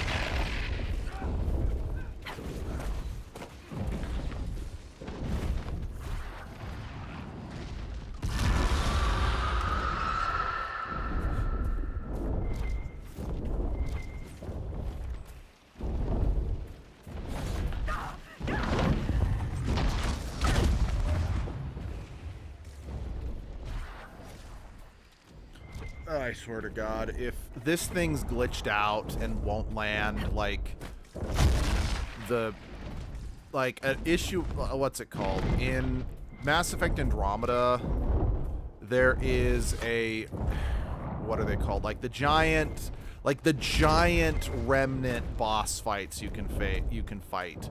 The one on the planet that the Krogan settle on, like, I feel like almost every time I've played the game, it's glitched out and it never lands, so you never actually fight the damn thing. And so if that's happened here, I'm going to be furious. One less to worry about. I mean, not that I don't get furious in Mass Effect Andromeda when I can't fight those things, but... I don't know. I find... I don't remember there being, like, a quest to kill every single one of them specifically. It just, you get a rare resource from them that you only get from those. Whereas there's an actual, like, kill 10 dragons in this game.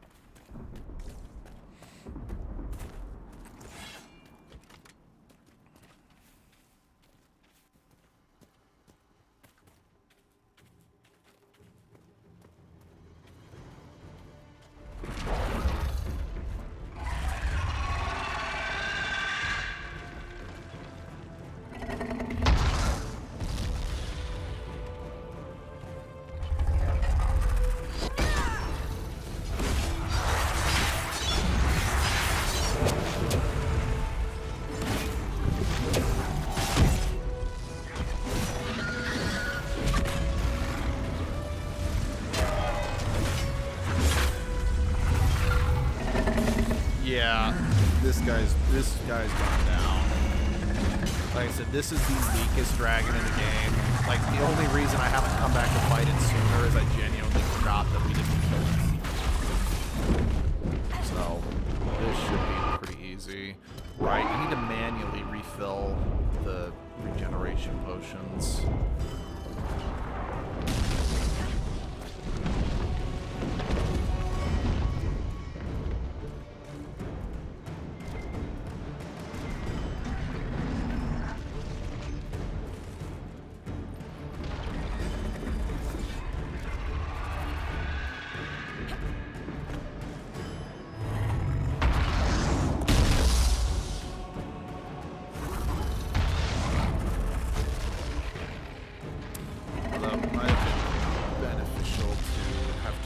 In here because I forgot that this dragon does this.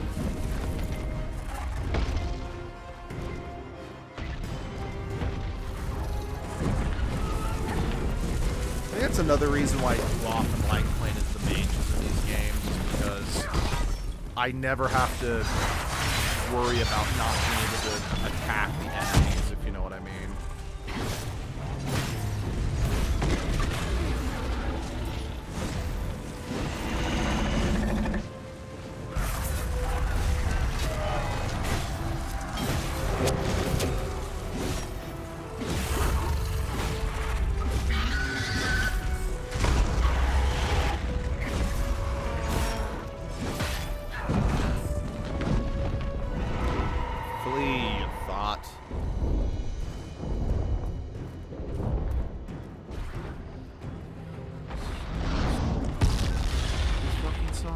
Getting out of my head.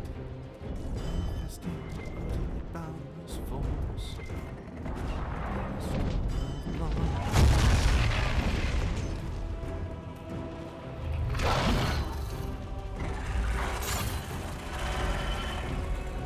So yeah, because of situations like this, I can really appreciate that Veilguard gives warriors a ranged attack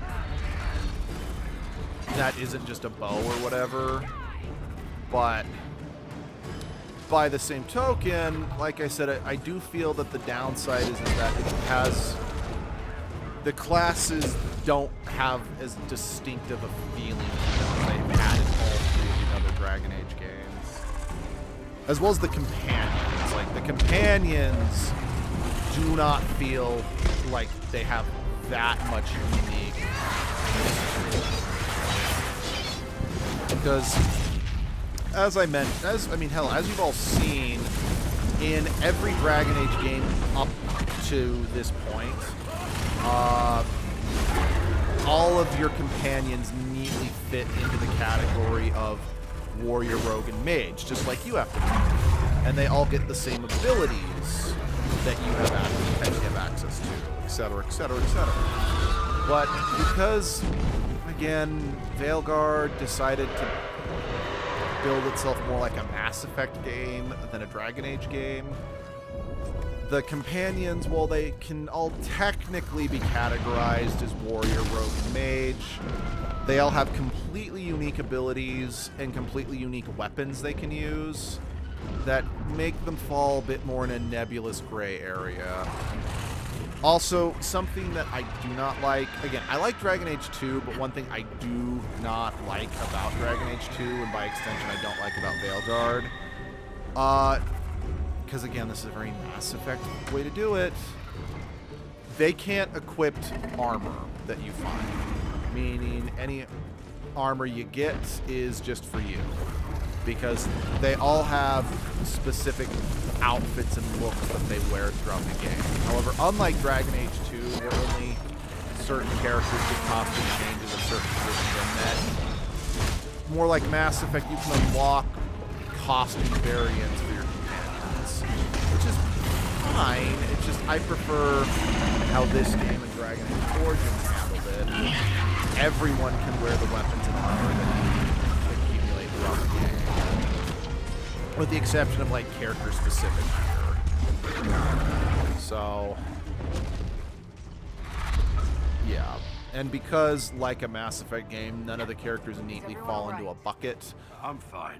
there's less of a The first need blast to took a think, few at least hours in off my my head. opinion, there's less of a need to think about how to well-round your party with representatives from each class and whatnot, because there aren't. Your characters don't neatly fit into every class.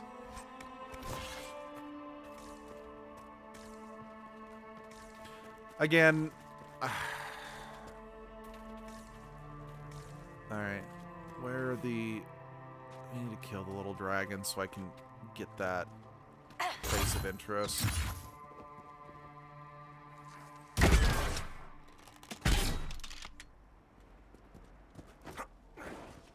And again, I'm speaking as someone who does actually like Guard, but I don't know. I think, as I made very clear in my Tales of Symphonia livestream, just because I like something does not mean I am above criticizing it. If anything, I think it's all the more reason, you know, me liking something is all the more reason. I forgot. Let's go. I need to...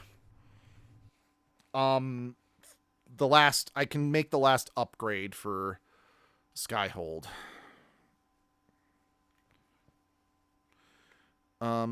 Shoot. I think it's... Hold on, let me double check.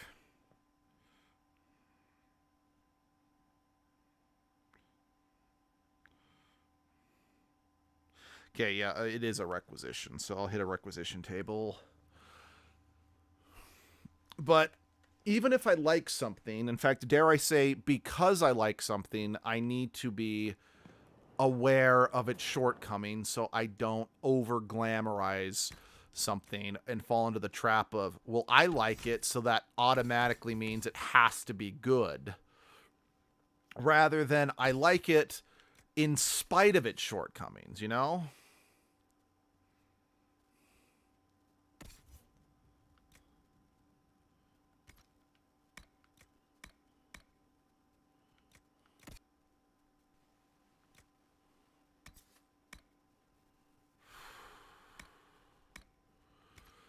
Okay, yeah, it's technically weaker, but the buffs, I do think, make up for its, as a whole, weaker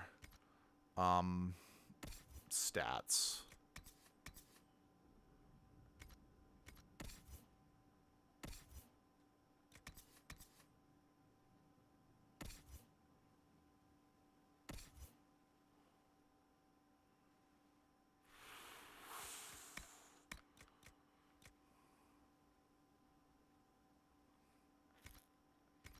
Man, that's not bad.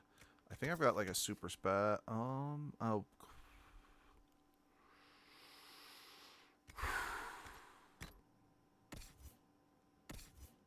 Does anyone here not have a purple belt? Okay, you can have that.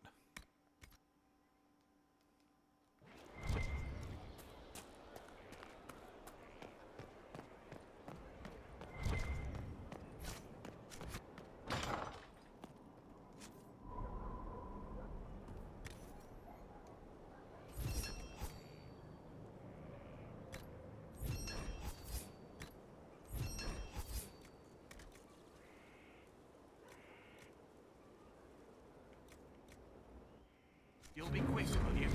I'm maybe running.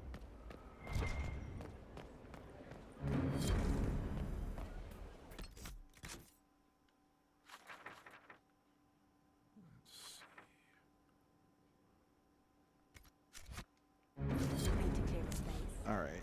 Where do I actually...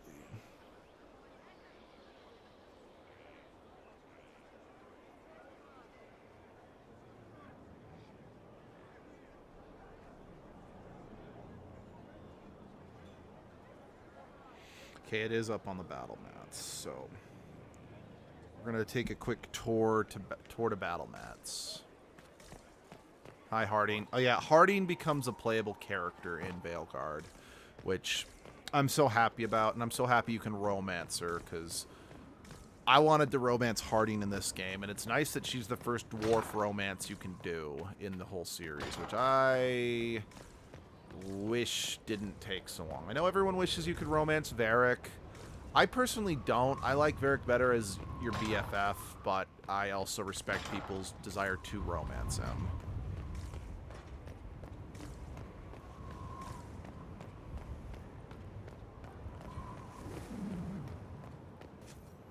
Alright, yeah, duh. Alright, we're on a dragon slaying binge at the moment, so wait. What's over here? Oh, it's just another requisition.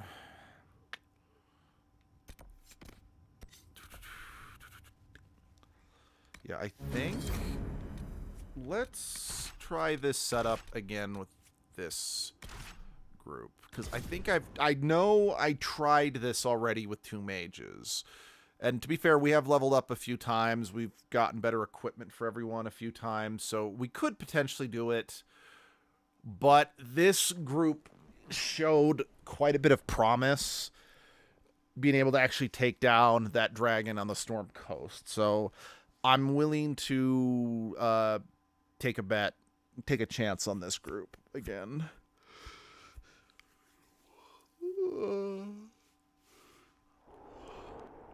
Right, I still need to refill that later. I don't think only having 4 of those is going to really clinch this fight one way or the other, just because they're not that great when it comes to healing potions. They're better than nothing, I acknowledge, but I only equipped those because I just feel that they're better than not having them.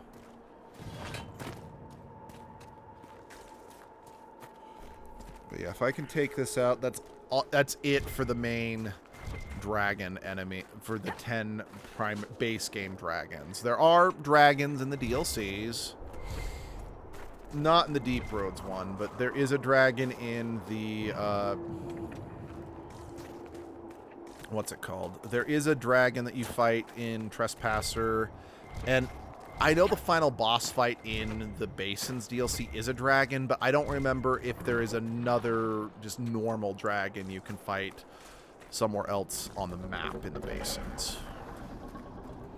Alright, I think this is just the second time I'm going to try fighting him, because I think I got my ass kicked once. And do we ever have uneventful days? No.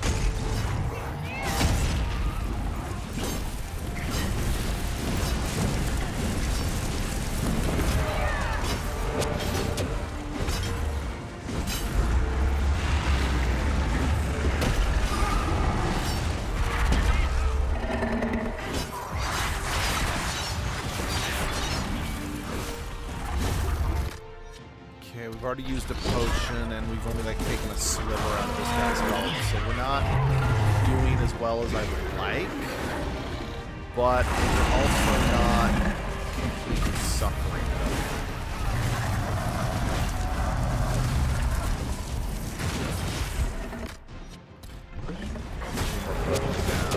That's a little more concerning. Then again, maybe bringing Eric to this fight was a mistake, since this is a fight where fighting at range just isn't an option, you know? So maybe if we do lose next time, I will either just say no rogue and just bring 2 mages and 2 warriors. I'll bring Cole instead of Eric.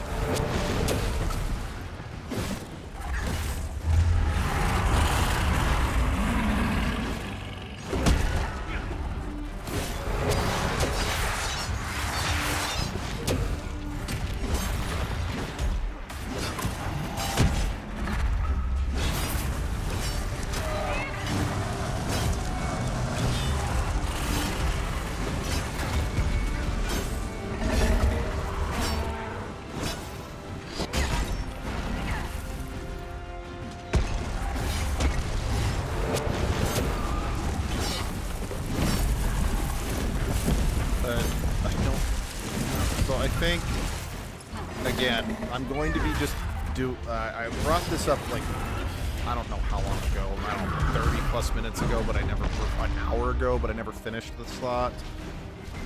But yeah, I am going to be injecting a game into my schedule, offsetting it. I'm going to play some ukulele before I move on to the Tales game, and then I plan, at least for a little bit, continuing with that schedule as it is.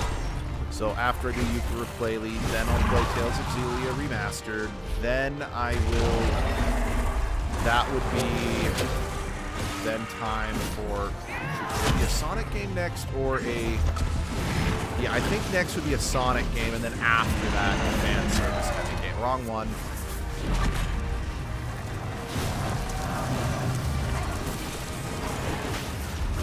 And I realized kind of when I was looking up, like, what are some other games I could play for that? And then someone pointed out, like, technically the Shantae games have a lot of fan service. I'm like, I guess that's technically true, even though I don't fully view it as that. But I'm like, perfect. I can now put a genuinely really good game on that list of things. Oh, that's a lie. I've got Stellar Blade on there, and I really like Stellar Blade. So I partially kind of hope, like, when we get back to playing one of those games, I partially hope that either Stellar Blade or Shantae wins. But I also admit I kind of hope that one of the DOA games wins too. Mostly because I'm really curious to try the dating one that's like a dating sim rather than just TNA. But I want to do one of the ones that's just TNA for the channel first, just so that we've got proper context out there for what this series is, or what this series was, if you know what I mean. But at the same time, I also kind of hope X-Blades wins, because that's a game that I'm just like, this hurts, and it's kind of amazing.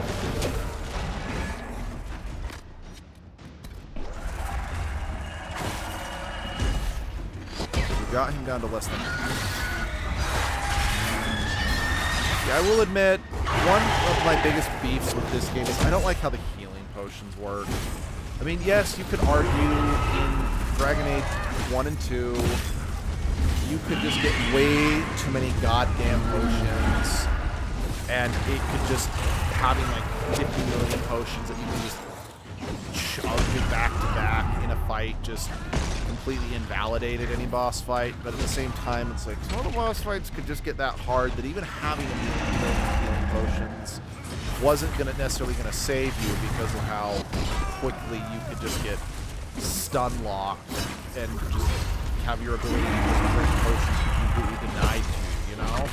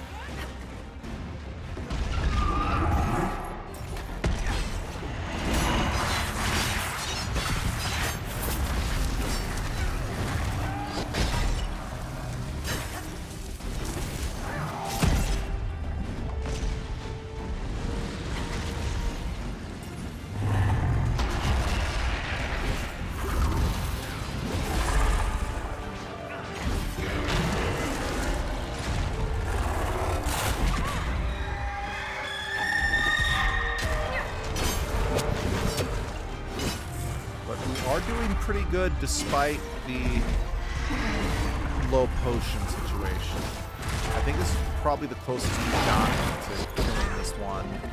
Okay, again, I think we only actually fought it once, but still. Okay, get away from Solus, you fuck bucket.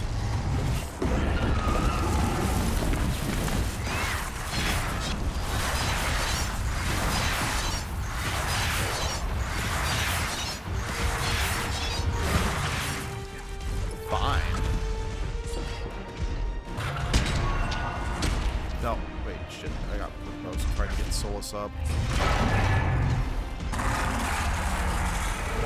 Get up, Baldy.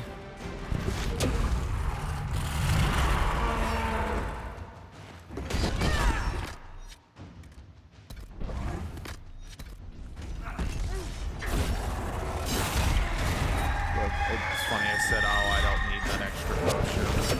And now I've basically used all of them. So maybe I would have needed that extra potion.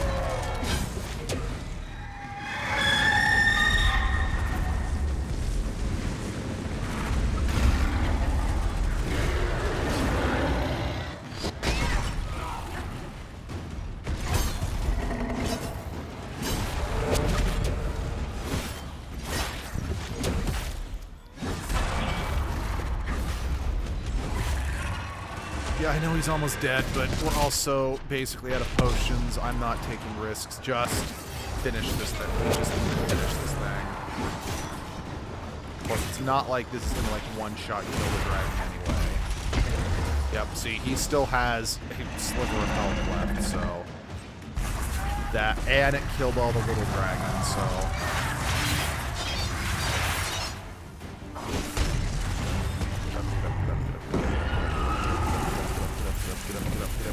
Get up.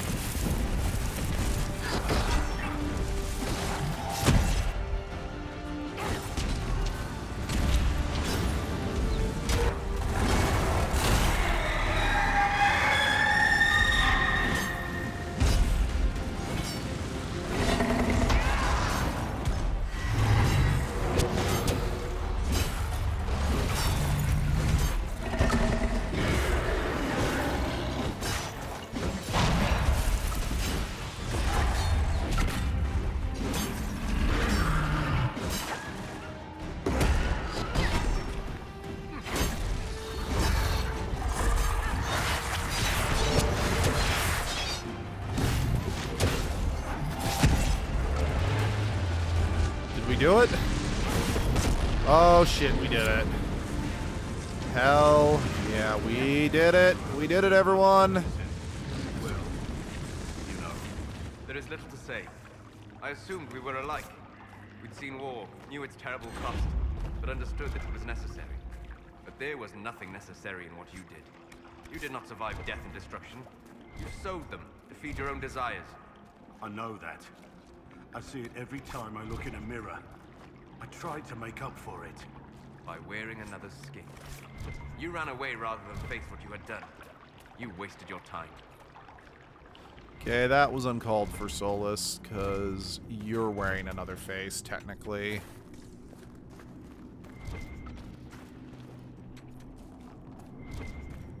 Yeah, like, for the record, I like Solus because I find him interesting. But he is kind of like one of the worst examples of how to use wisdom gained over, you know, pain and years and suffering. It's like acting high and mighty and judgmental and asshole-ish. That's not going to help anyone improve.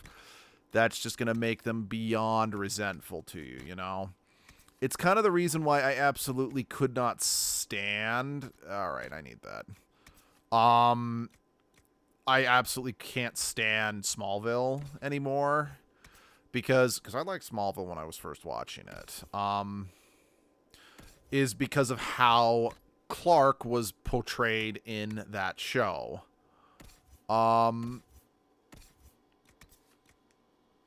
Ooh.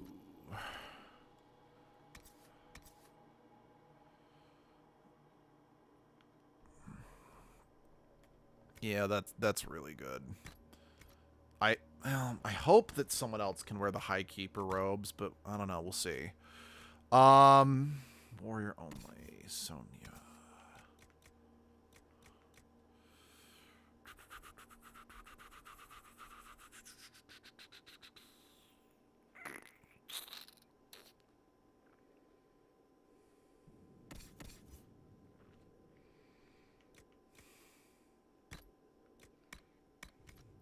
But yeah, if you acting all superior is like, that doesn't help anybody. That just shows you're an asshole who thinks you're better than people. And for the record, I want to be clear. I cannot stress enough that I like, again, just because I like Solus as a character doesn't mean I like what he does most of the time, you know? Like, I think he's a dick. Like, that's the honest truth. Actually, no. I know he's a dick. And everyone has every right to hate his guts. In fact, I'm going to go as far as to say everyone should hate him. And for the record, I do hate him for the a bad villain is a character you hate because of how they're written. Or because they're written in a very annoying way. A good character is a character that you like because of how hateable they are. Or a good antagonist or something. I might be kind of getting my exact, you know, phrasings mixed up, but like, for example, Maleficent from the original Sleeping Beauty. She is a character that we love to hate because she's so well written and so charismatic and blah blah blah blah blah blah blah. All is well, your worship. I am gratified. And of course, I will...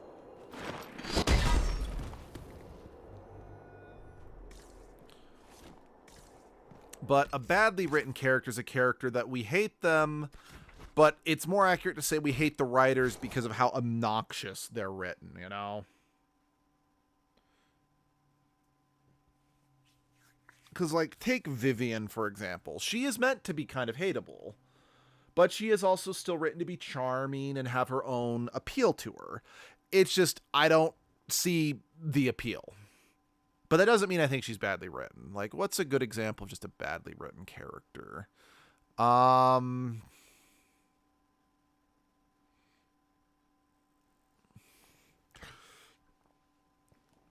Galadriel from the Rings of Power, I think, is a good example of a badly written character. Well, a lot of the people from Rings of Power. But we're going to focus on her specifically because the way the show is written and the way events actually play out kind of frames that most of what happens... Oh, real quick. So there's the assassin from the Winter Palace, now forced to be our jester.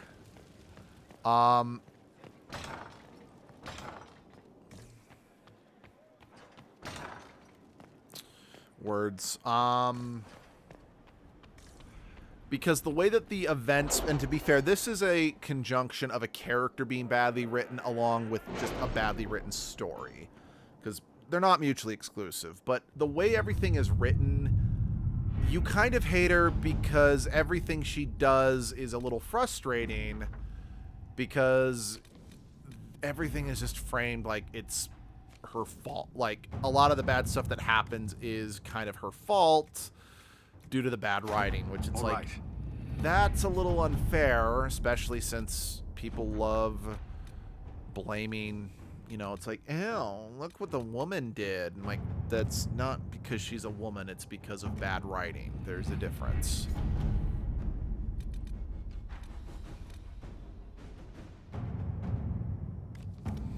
But yeah.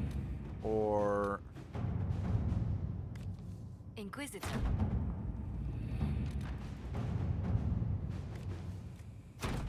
At your service. Or another. So this is a major throwback. Because this video I think is over 10 to 15 years old, if not more at this point. So I used to watch the YouTuber Linkara. And I only really stopped just because I kind of lost interest in comics in general. as well as but he did a review of DC Justice League Cry for Justice, which is his least favorite comic ever written.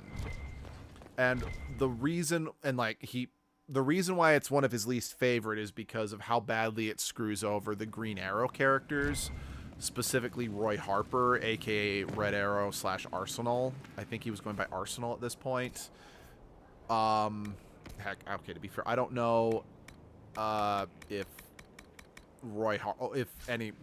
that's beside the point. Where's my hammer? That's what I'm looking for. In Cry for Justice, Red Arsenal or Red Arrow or whatever, his daughter gets murdered for honestly no other reason than shock value. And when the writer of the story was kind of confronted by it, he basically said, he's like, oh, I wanted to write a story. It's like, oh, I wanted to write a story where everyone hated the villain because that, okay, that's what I figured. Because, basically he's like, I'm glad that everyone hated that I killed the daughter because that means that people are invested in the character, but then... Okay. Because if people are mad at the villain, that means that I did my job right or something like that. I did my job writing a truly loathsome villain. But when Kara points out, it's like, okay, but while that is technically true, a good story makes us hate the villain. Like I said, that's true. Or it makes us mad because we are mad at the villain. A bad story, which, again, he is claiming Cry for Justice makes you hate the writer. So, yeah. Like I said, I've never read Cry for Justice. I have no real interest in reading Cry for Justice. Like, I've largely just kind of given up on comics in general. But...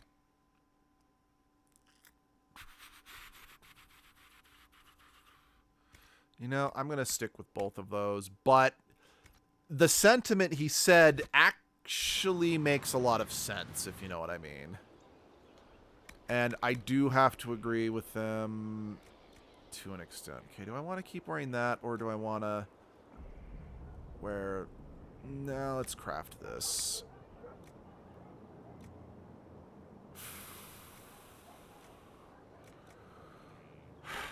I don't think I'm ready to do that just yet.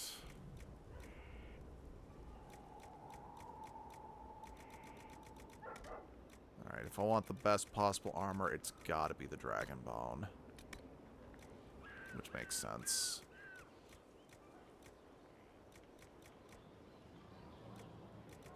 Can I get higher cold resistance?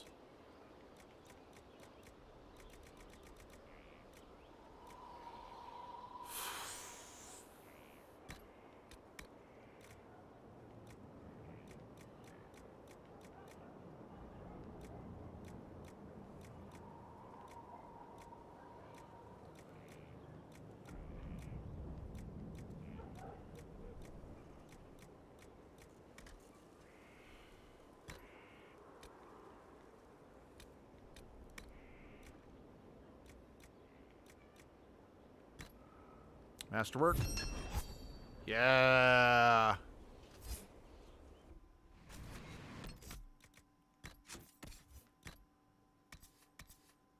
Yep.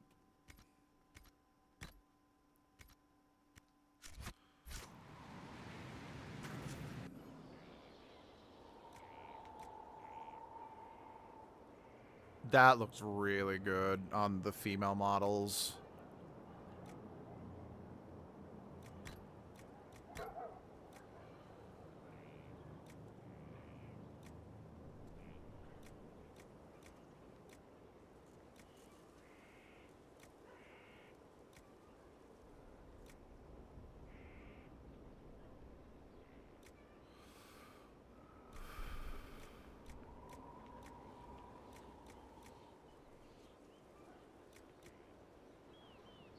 Makes sense.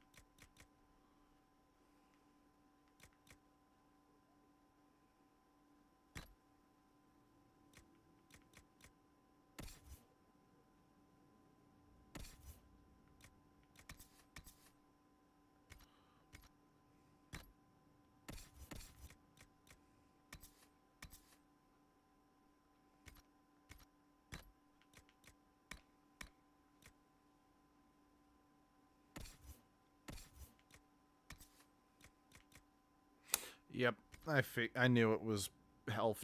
I know it didn't like expressly say it was elf trained only, but it was elf trained only.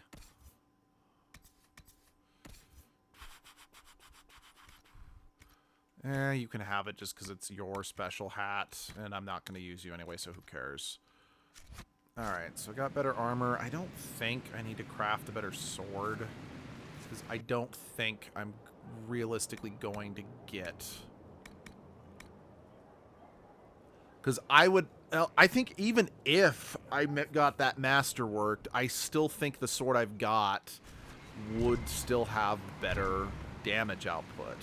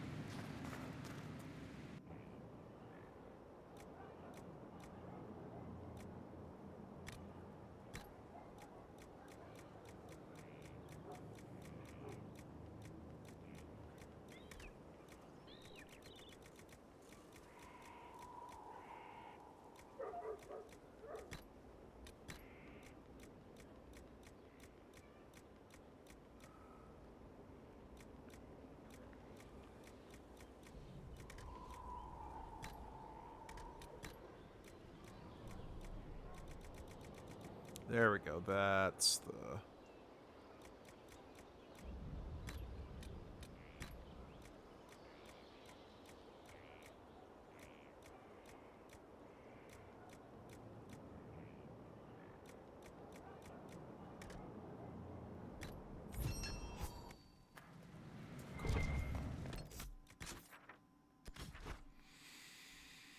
Okay, let's actually go to the Frostback Basins.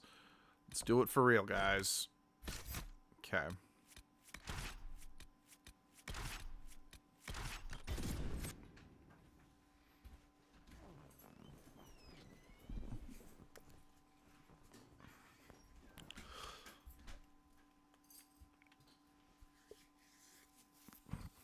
Yeah, then once we're done with this one, then we can do the Deep Roads DLC, which is relevant for the narrative as a whole, so we're absolutely going to do that one.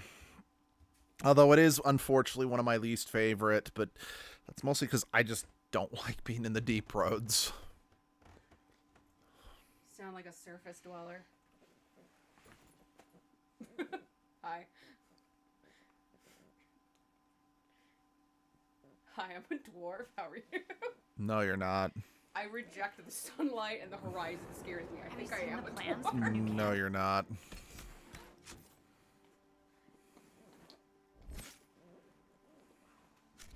Also, Abby's back. Hi.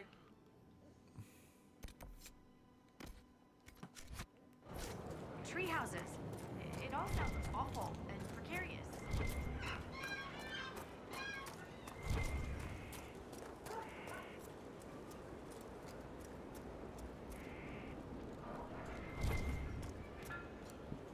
Lady Scout Harding has So- an impressive team. Her people brought back a number of artifacts. So, Abby just got back from work, and they have. Unnecessary work. Yep. Complicating this up. So, like, you were told to be there, but they weren't actually using the auditorium, so they didn't need you there. I see. Everything so there was some sort of battle. The scouts reported an island near an Avar fishing camp. I'll find a... Excellent. And, Also, they perform I'm at our not school all the time. Mm-hmm. So I think it was just the person in charge of writing the schedules down got a little lazy and copy pasted. Ah. And or it sounds like they might have originally had a concert this coming Monday, but they wanted it next month. It wasn't available, but it became available. Ah. That makes sense. It seems that it is either the copy paste issue or they just forgot to delete it. Which, you know, I can't be mad at that. I've done that shit before. Yeah. So Yeah. I get you. I can be annoyed. Hey, I changed the bulb. So my time was worth it, I guess. Yep. I'm tired. Yep. Do you want to go take a nap, honey? I don't And then know I'll. if I can. I see.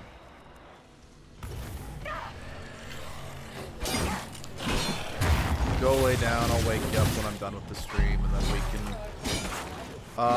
Yeah, don't worry. Yeah, you're gonna want to be well rested for our sponsor stream. Which Azure did mention that she's gonna be an hour late to it because of obligations. Exactly.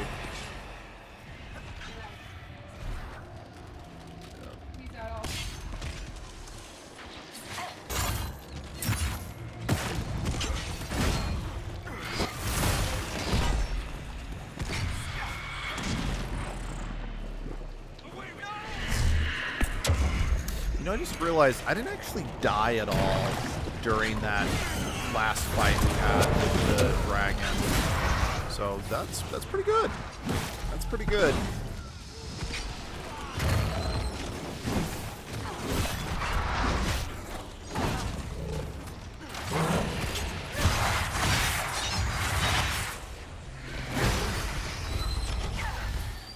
There are so many explosions coming up onto my feet. Onto my feet. Oh, as soon as I take off the cold resistant belt, that's when I start running into these demons again.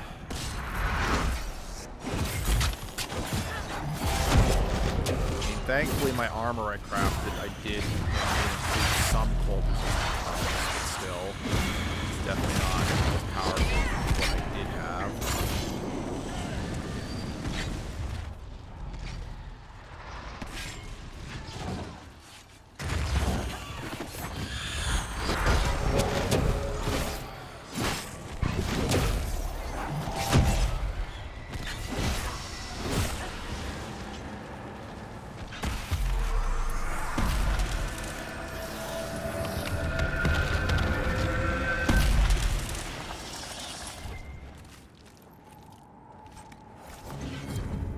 Wow, I got a lot from that.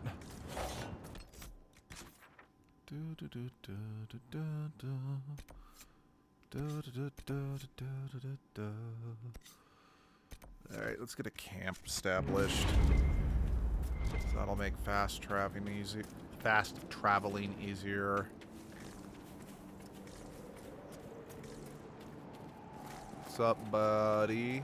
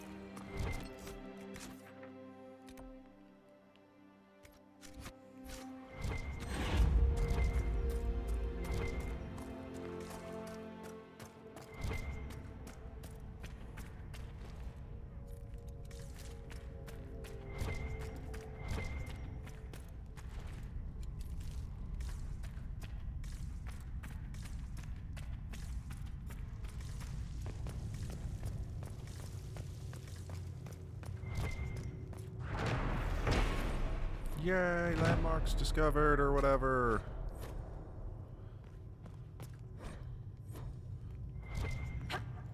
Now, I do give this DLC area some credit that while it does have some frustrating elements from some other areas, like cliffs that are annoying to maneuver around, I do actually remember this area, which, again, is a step up from some other places in here. Because, like I said, I've said a few times that it's like, yeah, I like the variety, but not like the hissing waste really is a prime example. It's like, it's the one nighttime area you get to explore in this game, but it's like, I don't care. It's boring.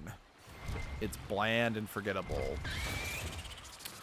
Or then, well, there's nothing inherently wrong about the Secret Oasis. I think that's what it's called. Because, again, it's one of the more visually unique and even pretty places. It's just a pain in the ass to explore. And this place is also kind of a pain in the ass to explore, but I remember more positive things about it. I mean, the problem with this Hidden Oasis is that it exists solely to get those buffs. And because of that, it's just not that interesting as a whole.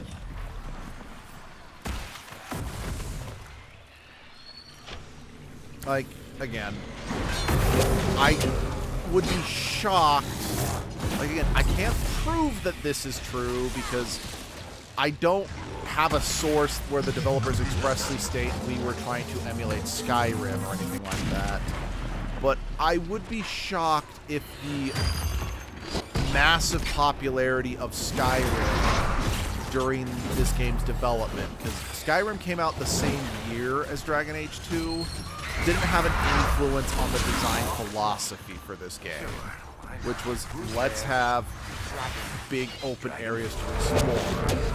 But because a big part of the Dragon Age formula is traveling a map to go to different locations, it was, well, we can't just have a big overworld to explore like Skyrim. We gotta stick to our formula that if it just resulted in areas being big and not necessarily being popular. You know what I mean? Because, like, one of the big criticisms, like, for the record, I like Sonic.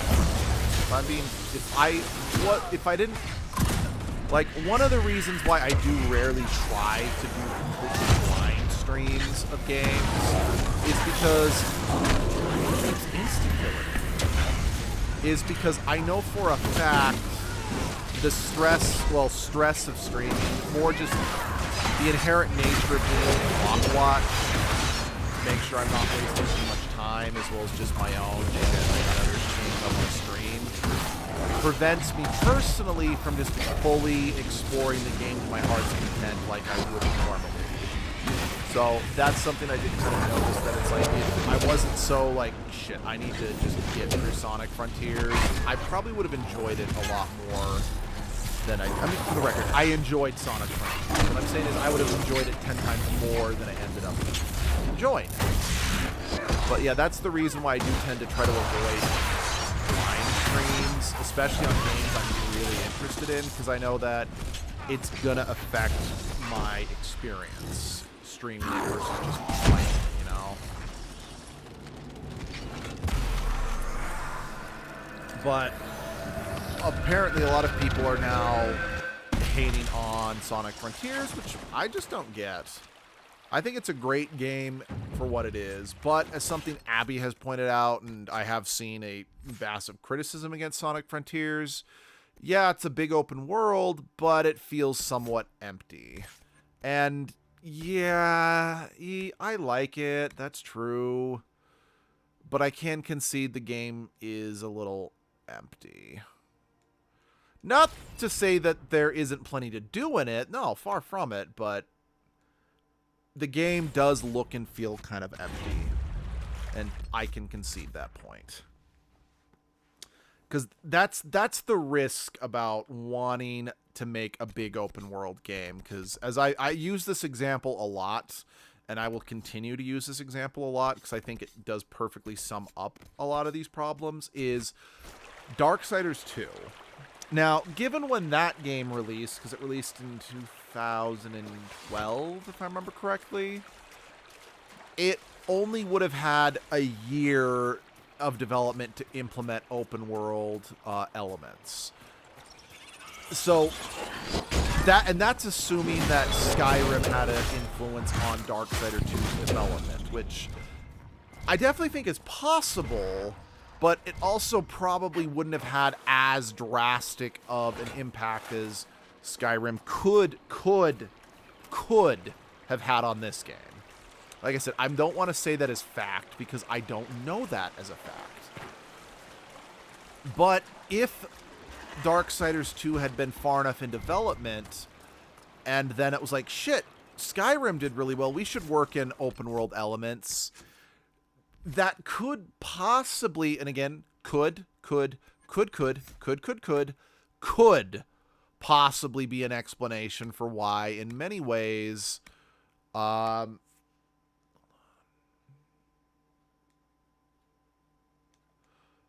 Darksiders 2's open areas feel so empty and tacked on, and how, like, why the second and the third and fourth areas of the game don't really have an actual open world. Like the Angel one in particular, it's like it's a glorified hallway for you to ride your horse down to the tower. Or then how, like, there is basically nothing to explore in the Dead Zones because it was implemented last minute, and that could also explain why other elements of the game suffered, because shit, we got a deadline to meet, but now we have to add all this extra stuff that we just now can't properly implement. But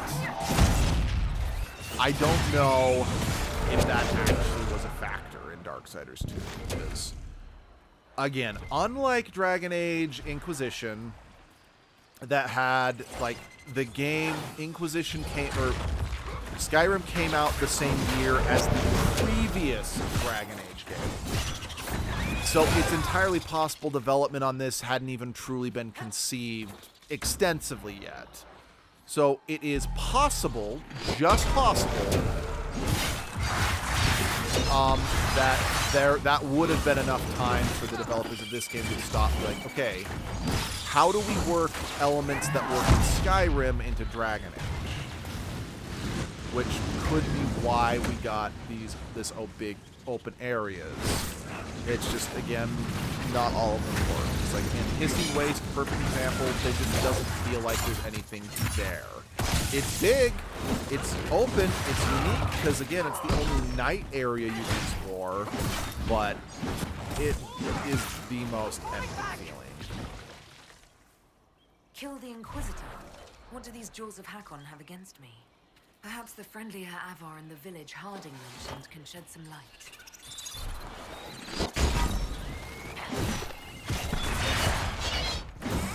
Again, I find it funny that just about every fantasy thing that features giant spiders have them all making, like, these cheap, creepy, chittering noises, despite the fact that real spiders don't have vocal cords or anything like that, so they actually can't really make noises.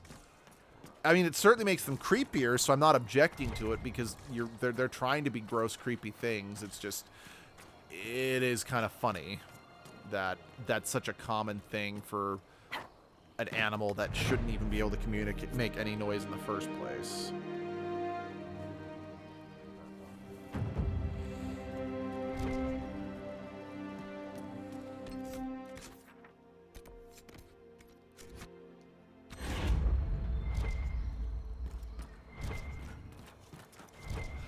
And not gonna lie, this is one of the reasons why I actually, despite it not being that relevant, and the reason I was considering skipping it was because it doesn't really advance the story. It makes the world more interesting, sure.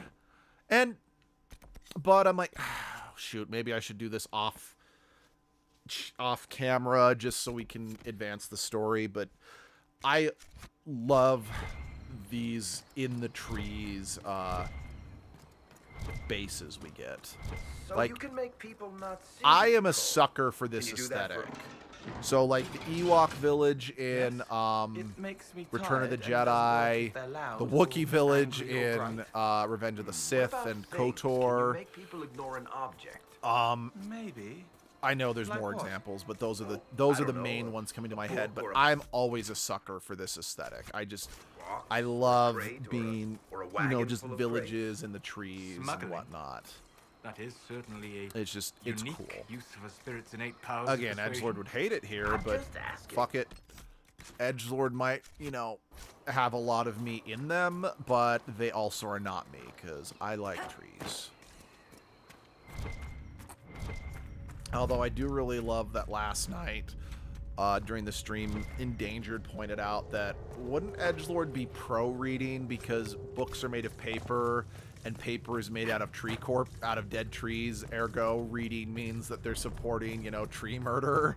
Like, that is so funny and so in character for Edgelord that now Edgelord is now going to be super pro reading and encouraging people to read more.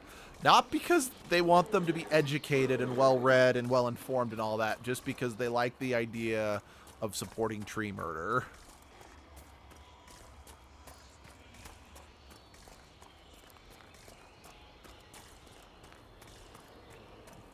Hello. No, no, no. No. I cannot have guests, lowlanders, even those who don't hail from the hold. Who are you? And why? If I tell you, will you leave? I am Sigrid Gulsdotten, Augur's apprentice. I exiled myself from Stonebear Hold. You exiled yourself? I did. And my tongue will say no. Okay. You know, it's a nice little place you've built for yourself, but it doesn't look very well insulated at all. So, sure, you're wearing warm clothing, but I imagine that only does so much in, like, the freezing cold winters.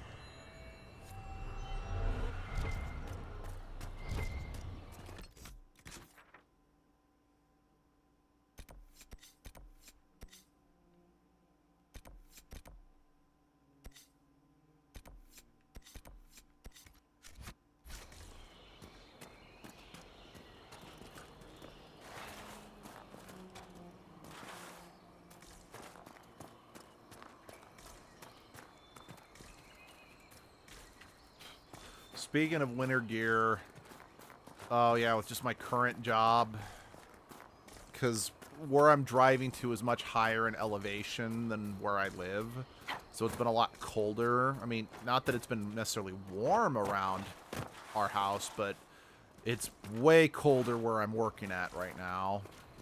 So, gotta bundle up a lot more, but also because it's kind of, we're fixing a pipe that is up a canyon. So, yeah, everywhere is got kind of a steep incline. It's like, oh, I'm hiking in like at least 20 plus pounds of winter gear, you know, because how cold it gets. I'm wearing like multiple thermals.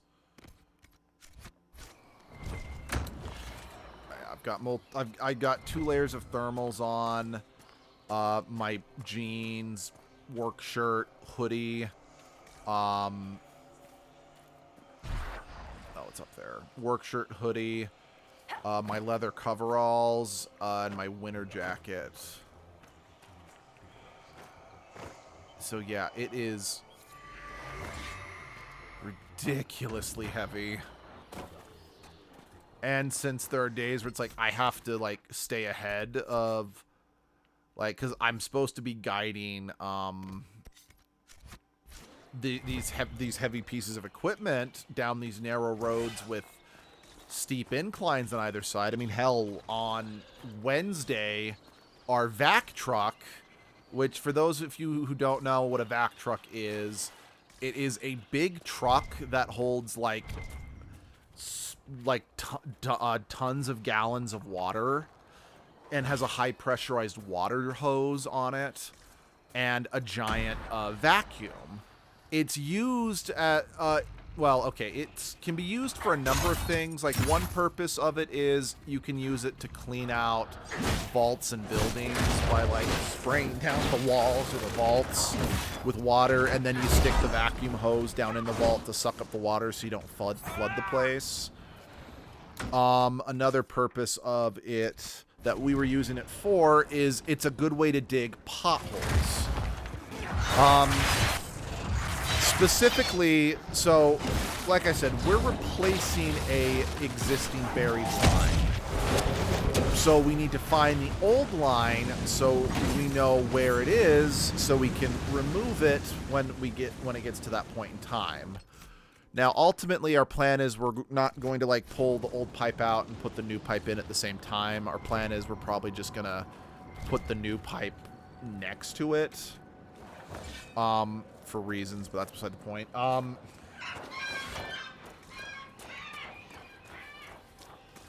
But especially since every single buried line that we're working, because, like, there's the old line we got to replace, and then there's 4 or 5 other buried pipes that we have to work around that are all active. Some have water. Actually, a lot of them have water in them, and others have gas. So we can't break these because... So the safest way to expose them is to use the high-pressured water and the vacuum to suck them up, rather than just trying to dig with a track hoe and hope you don't hit anything. I mean, don't get me wrong, it's more complex than that, but that is sadly part of it. It's like, it's more complex, but it's also, yeah, that is still technically what we're doing.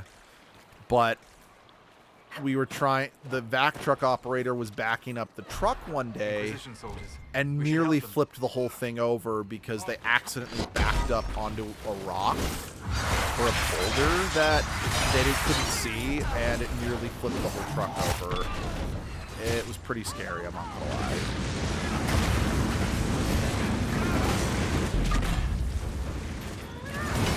That would have set us back by a lot. We're at risk of having the job set back by a lot anyway.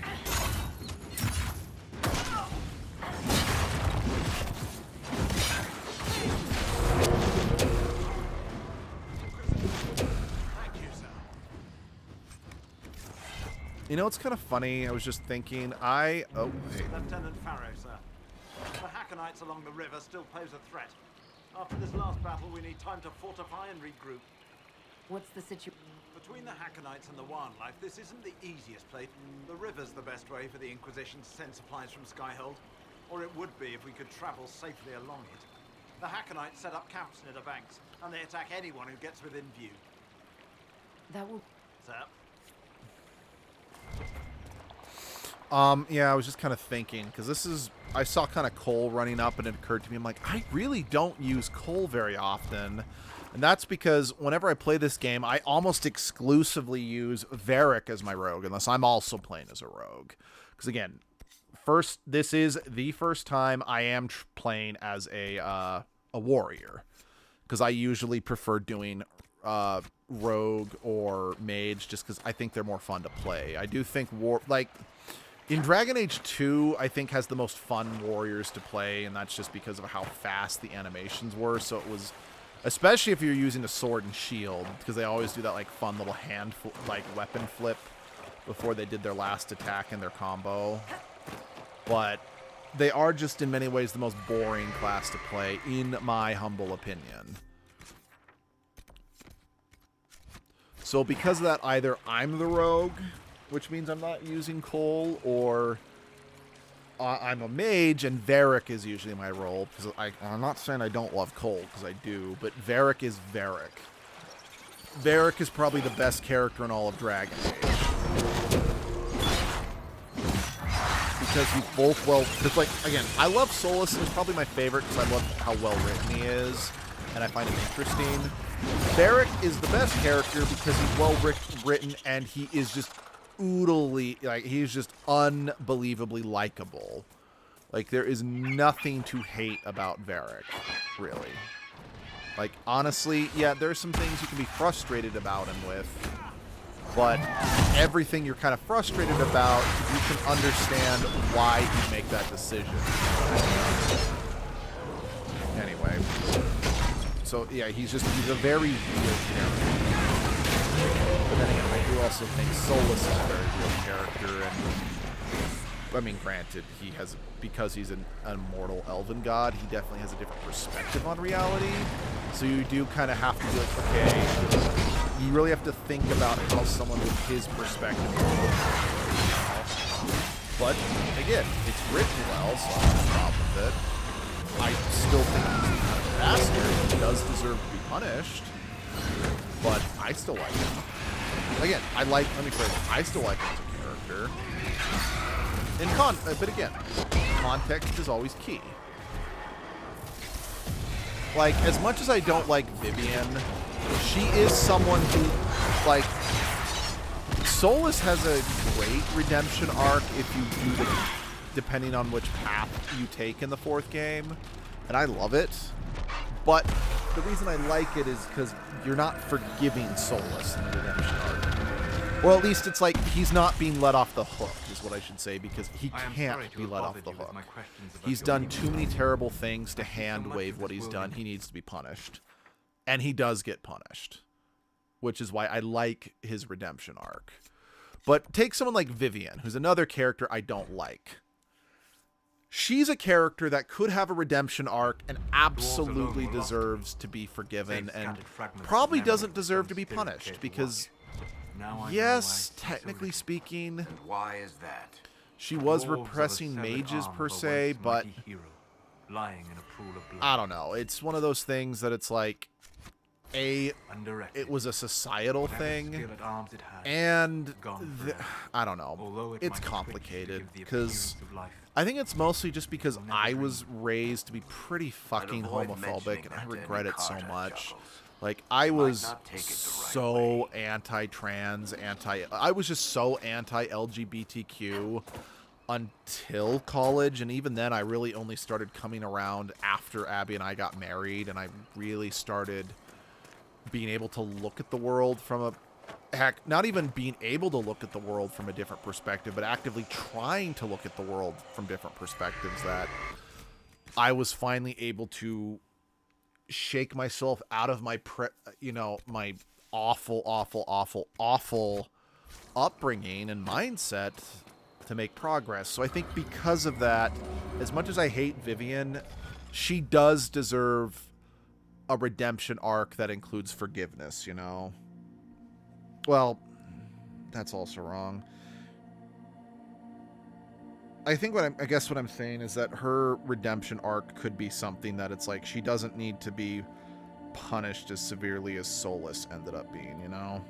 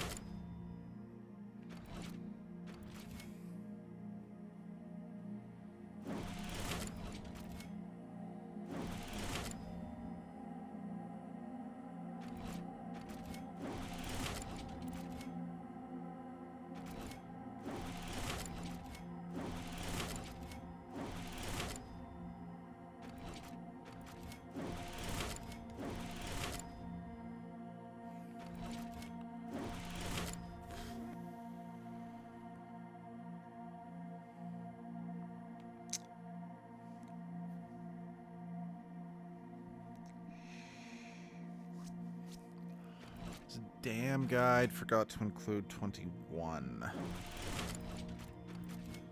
So I'm assuming that is 21.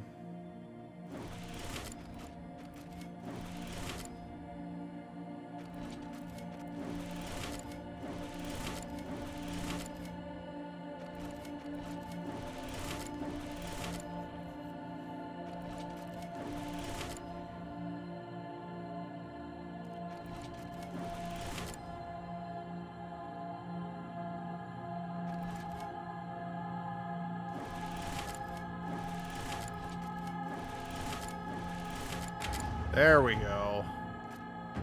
Yeah, there was no way in hell I was going to be able to do that without the guide. Because well, that and also just, I just don't have time. Oh, jeez. Oh, well. We did it. We did it.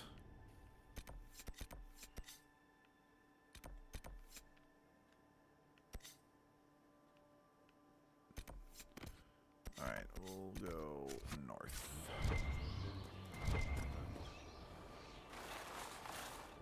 So yeah, again, just I guess what I'm getting at is, while I like Solus and hate Vivian, Vivian is a character who definitely deserves redemption in a way that she should be allowed to be out in the world living her life, you know, whereas Solus, he does deserve, his redemption arc is great, but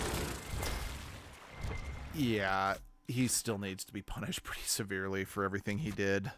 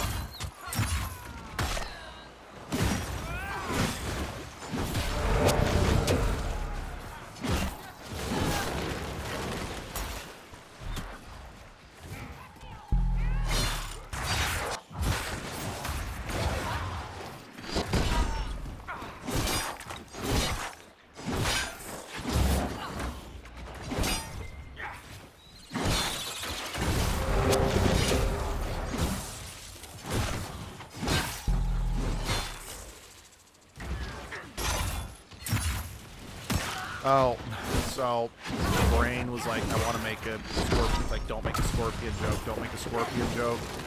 But I did actually finally purchase Mortal Kombat 1 last night.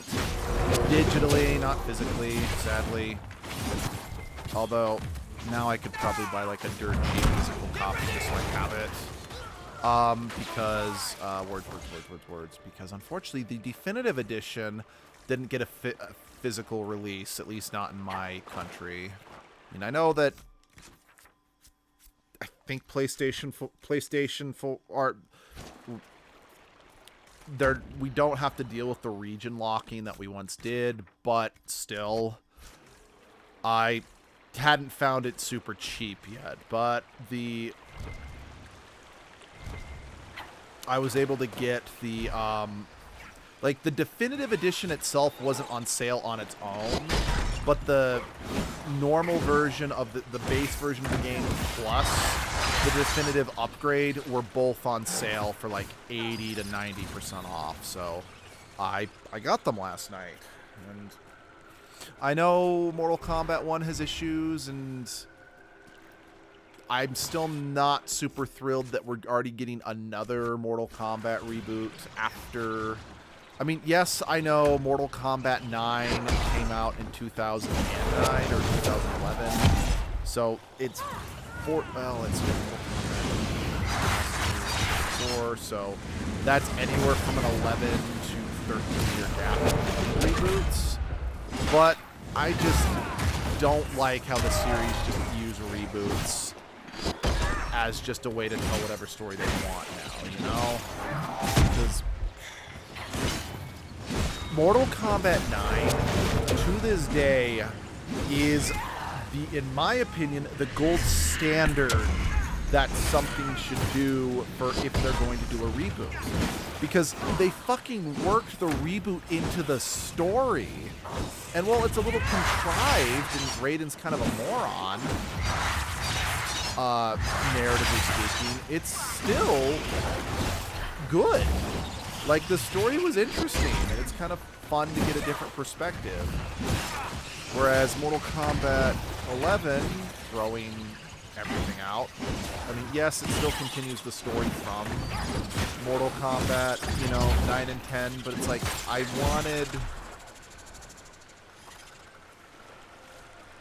I want the combat kids to stay. Alright, I really wanted the combat kids to still be part of the franchise. I wanted them to stay in that future timeline. It's like, I could appreciate, although I mean, don't get me wrong, they did some things I really did not like in Mortal Kombat 11, like, at all, like Sindel Evil. Yes, I know it was the DLC, but bite me. I didn't like that they brought Shao Kahn. Like, I don't mind Shao Kahn coming back as a fighter, but narratively speaking, I did not like that he was brought back. Because I know that historically speaking, Mortal Kombat struggles when it comes to having new main villains, because like Shinnok has always been a joke, even though I do find Shinnok one of the more interesting villains narratively speaking. He's never been that intimidating. Onaga was a pretty cool idea, but kind of stunk. Chronica, I think that's the problem, is that I honestly find every other boss, like main boss other than Shao Kahn, more interesting conceptually than Shao Kahn. I do actually kind of find Shao Kahn kind of meh as a whole. Holy shit, that's a weapon that's better than what I've got. Again, conceptually, I find them more interesting than Shao Kahn by a lot, but in practice, none of them ever actually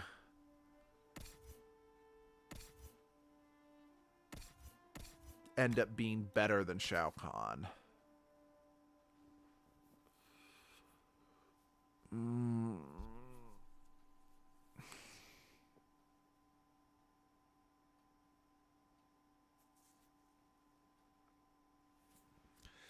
Shit.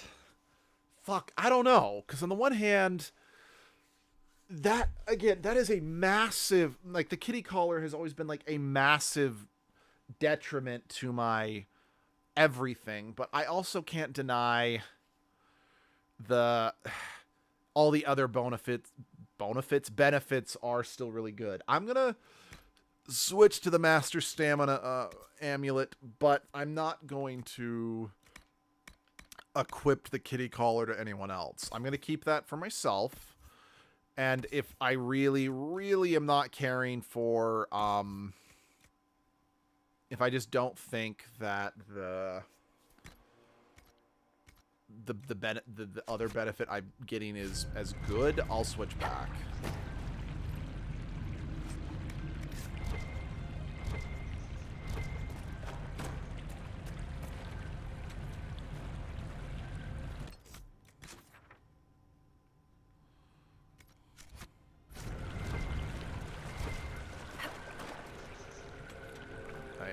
Oh, I leveled up. I was about to say someone leveled up, but no, it's me.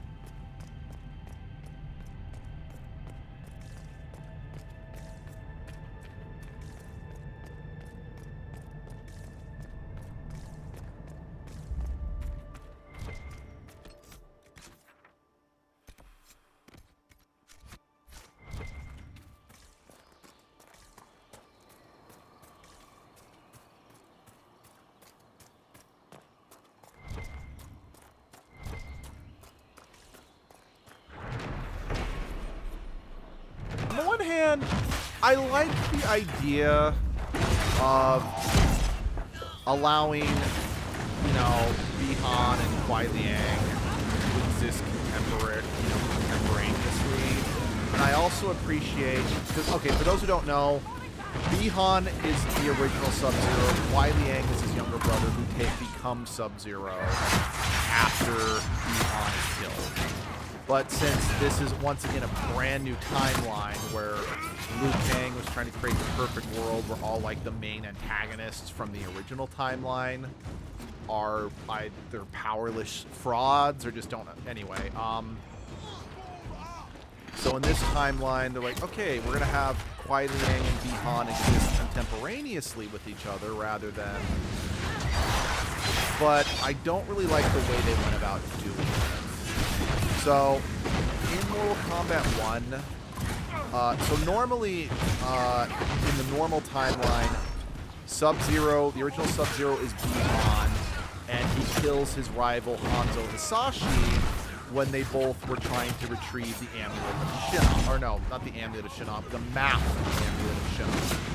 Which then results in Scorpion, or Bi-Han, Hanzo Hasashi, I might have said that wrong. Hanzo Hasashi, Bi-Han kills his rival Hanzo Hasashi. So then Hanzo Hasashi is led to being revived by Sorcerer Quan Chi as Scorpion. Well, then after Scorpion kills Bi-Han, Kuai Liang becomes Sub-Zero, and Bi-Han gets revived as the rebel of Noob Saibot.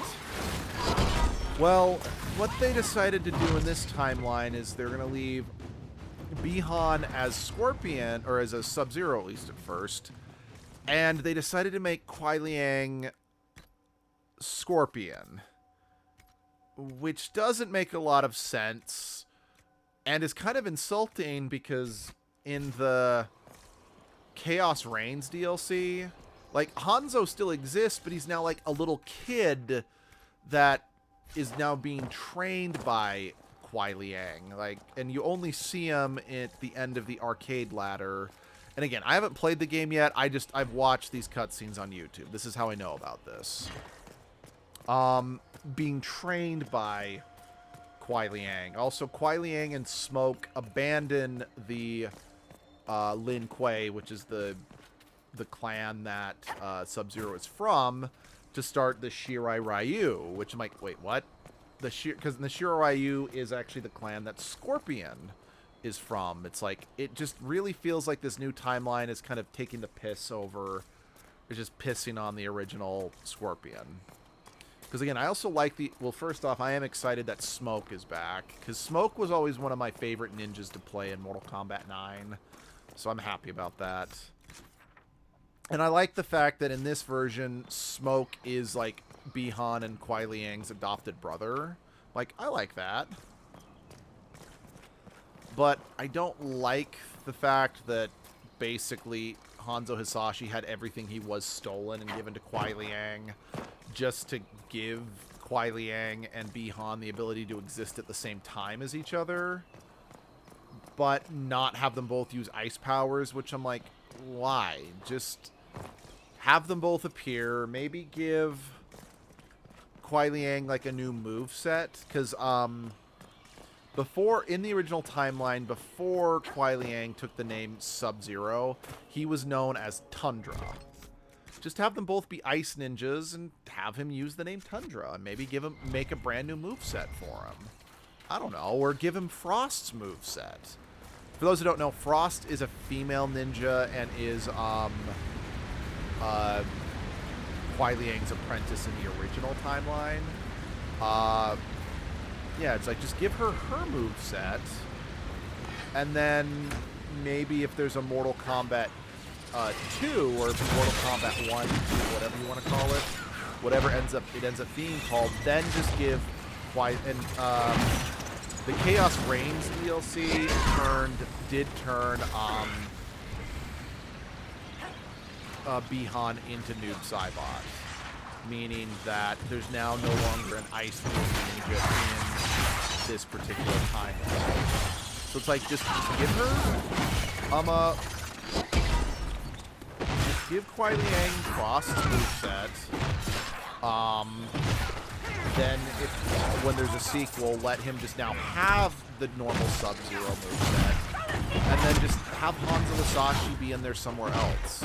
Heck, if you still want the idea of Scorpion being the brother of Sub-Zero, maybe have Kuai Liang as a background character who stays at back at the Lin Kuei, and have both Scorpion and Smoke be half-brother or adopted brothers to them, so you can still get beyond racism and discrimination with both of them. I just don't like the way that Mortal Kombat 1 treated Hanzo. Especially, and that's a thing, I also hated how Mortal Kombat 11 treated Hanzo. Because, I'm sorry, having a Scorpion who's a living, breathing human being in Mortal Kombat 10, and he does still appear in Mortal Kombat 11, but they kill him, which is stupid. But that was so cool to me! And it was just such a unique way to experience Scorpion in this series, actually having him be alive for once. That was just a really cool idea that they just threw out. I mean, yes, we have a Scorpion who's a human, not a Revenant in Mortal Kombat 1, but again, it's not Hanzo. And it just seems like for some reason, ever since Mortal Kombat 10, the series is just determined to screw over Hanzo.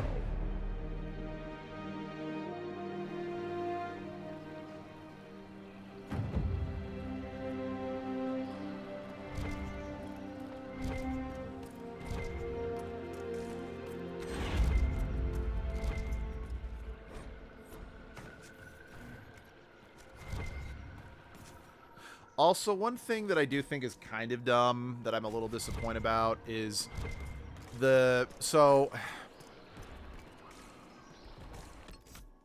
Mortal Kombat, like a lot of fighting games, often will now have guest characters in it.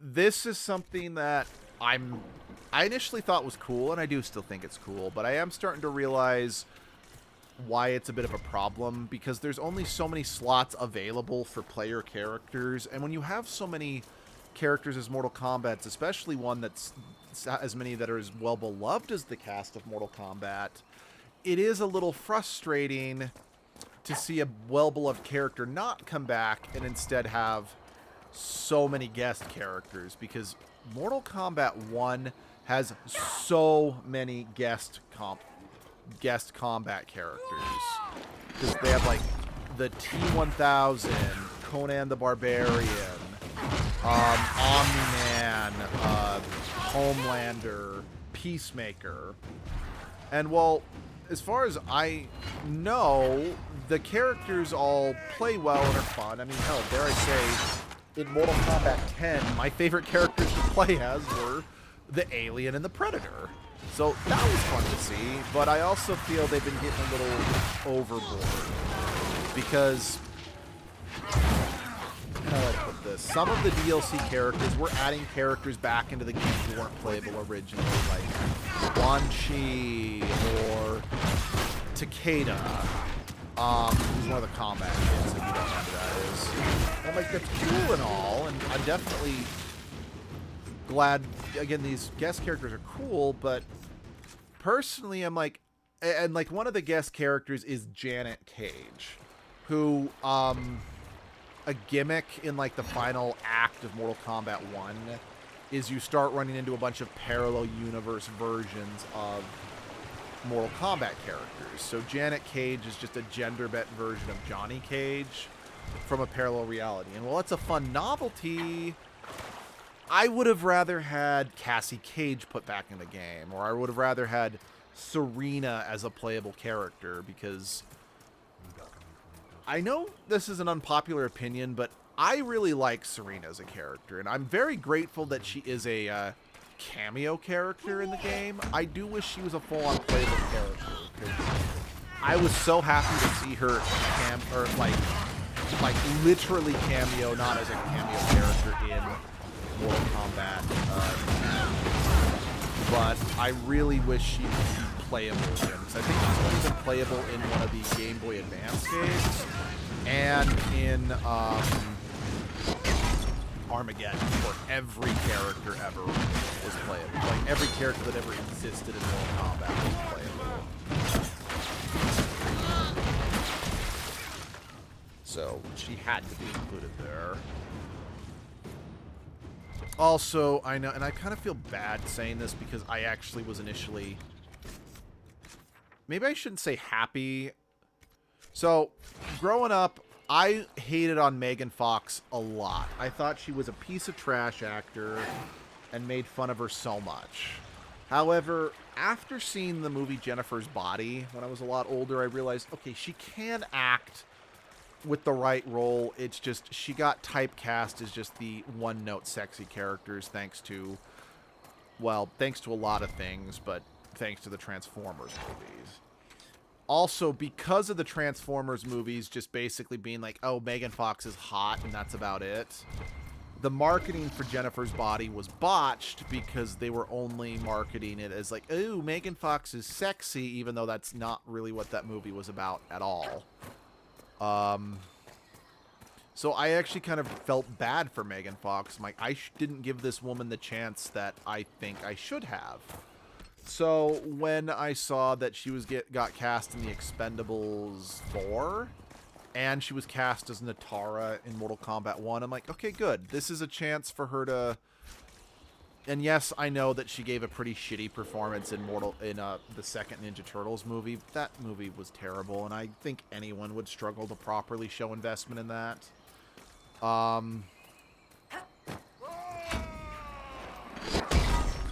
And I mean, the second Michael Bay produced one, not like but wow, she sounds so bad as Natara. And I never saw the Expendables 4 because I heard it was terrible. And it's like, okay, if the Expendables 4 is terrible and Megan Fox was terrible in it, I don't think we can blame Megan Fox if the whole movie is terrible. It's kind of like how Jake Lloyd does not deserve any hate for his role as Anakin in Phantom Menace because there is so much stuff wrong with that movie. It doesn't make any logical sense to single this poor kid out, if you know what I mean. Well, I mean, you should never single a kid out. You should never bully a kid in general, but I think you know what I mean in this particular circumstance.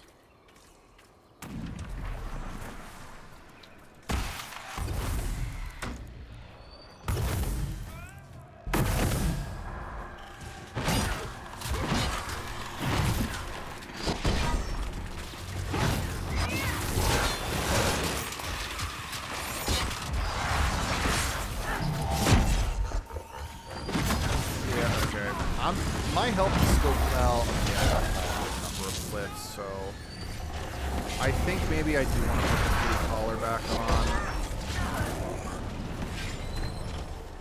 Because now I keep popping up despite dropping like a rock, you know? Yeah, I don't think that whatever amulet I swapped out for is worth losing the possibility of revival, you know?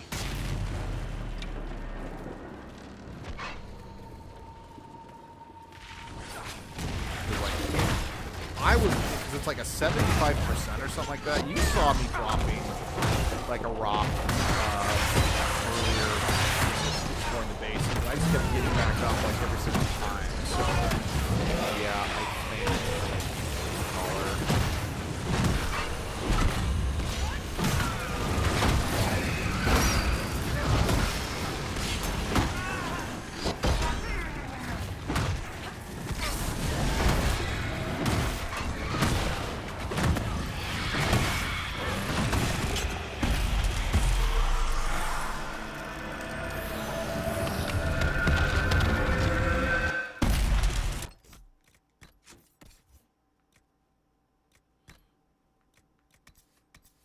Because, yeah, it's just plus 60 max stamina, which, I mean, that's good. That is a fuck ton of stamina. Then again, I don't have enough moves that I'm firing off in rapid succession to really warrant such a drastic bump to my stamina. So I don't actually really know what I was thinking in hindsight. Because, like, yeah, I have some moves, but I'm not firing them all off in rapid succession, combined with their cooldowns taking as long as they do. Yeah, let's just say that I had a brain fart, and let's move on from that one.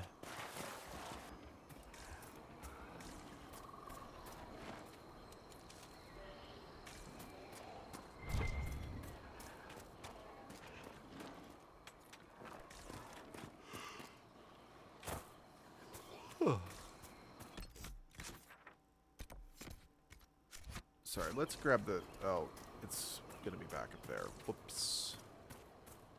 Let's grab the camp first, and then we can kill those bandits or whatever.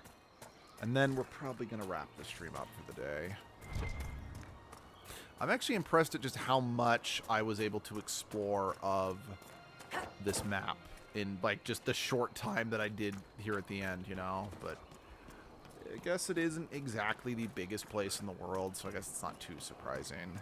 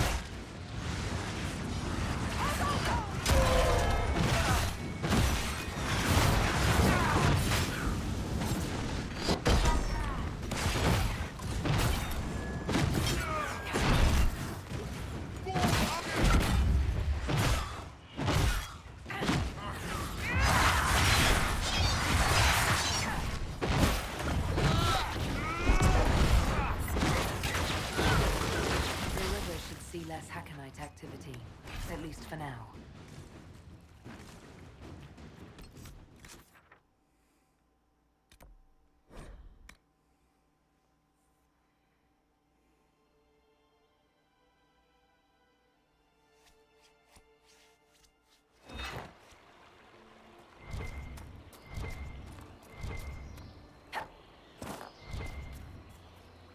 Inquisitor.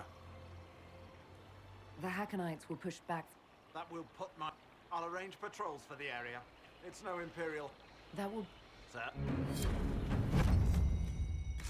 Alright, we're going to head back to Skyhold. Yeah, I know there's really not that many more operations, except for just get more, rather more material or whatever. But just in case there is some new... Maybe I did get some new operations from what we did here, just so we can... Oh, excuse me. Dispatch those. Oh, dispatch feels good. Just dispatch those. Ugh. So that time can be passing on them, and then we will wrap it up.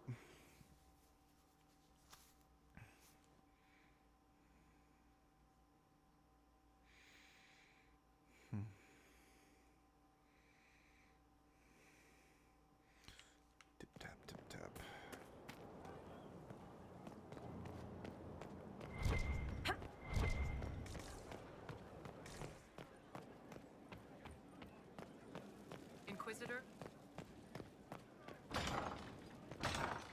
Oh, also let's hand some stuff out. So, Iron Bull, you... Alright.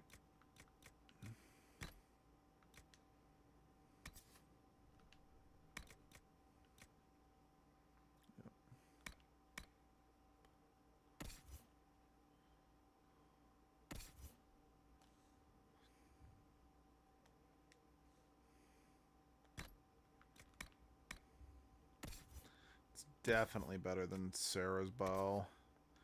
By, like, a lot.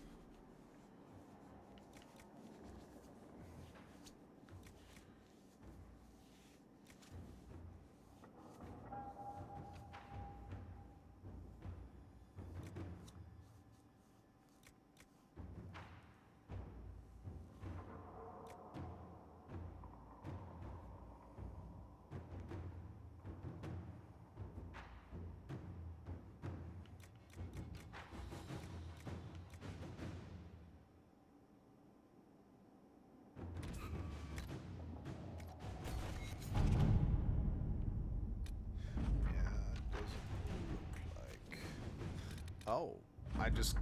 Okay, hold on. I guess we'll be doing one more thing.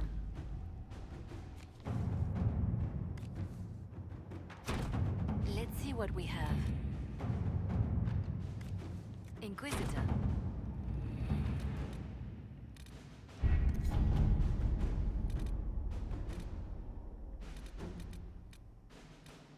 Could have sworn there was a resource thing that wasn't just like... It was like mine for ore or something like that. Here we go. Gather metals.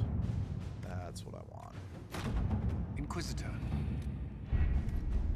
So, okay, before we quit, I'm going to go see if that prismatic great axe recipe I got can be crafted better than, like, some of the other stuff I have. Because, not gonna lie, it'd be kind of fun to be able to basically get that lightsaber axe back as my main weapon.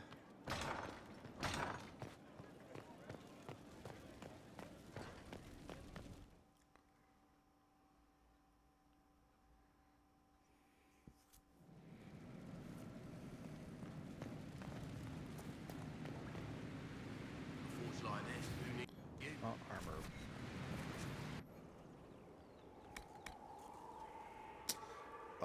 No. Oh. Well, it's definitely up there as being really good, but... It's basically outclassed, once again, by the DLC weapons. So... No. I've never looked at helmets.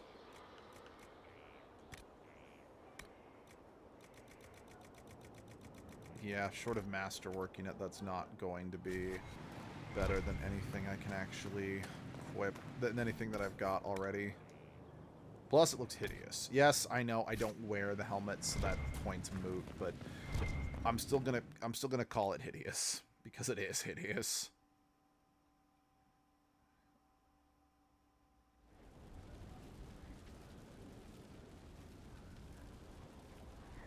All right. So I want to thank you all for joining me.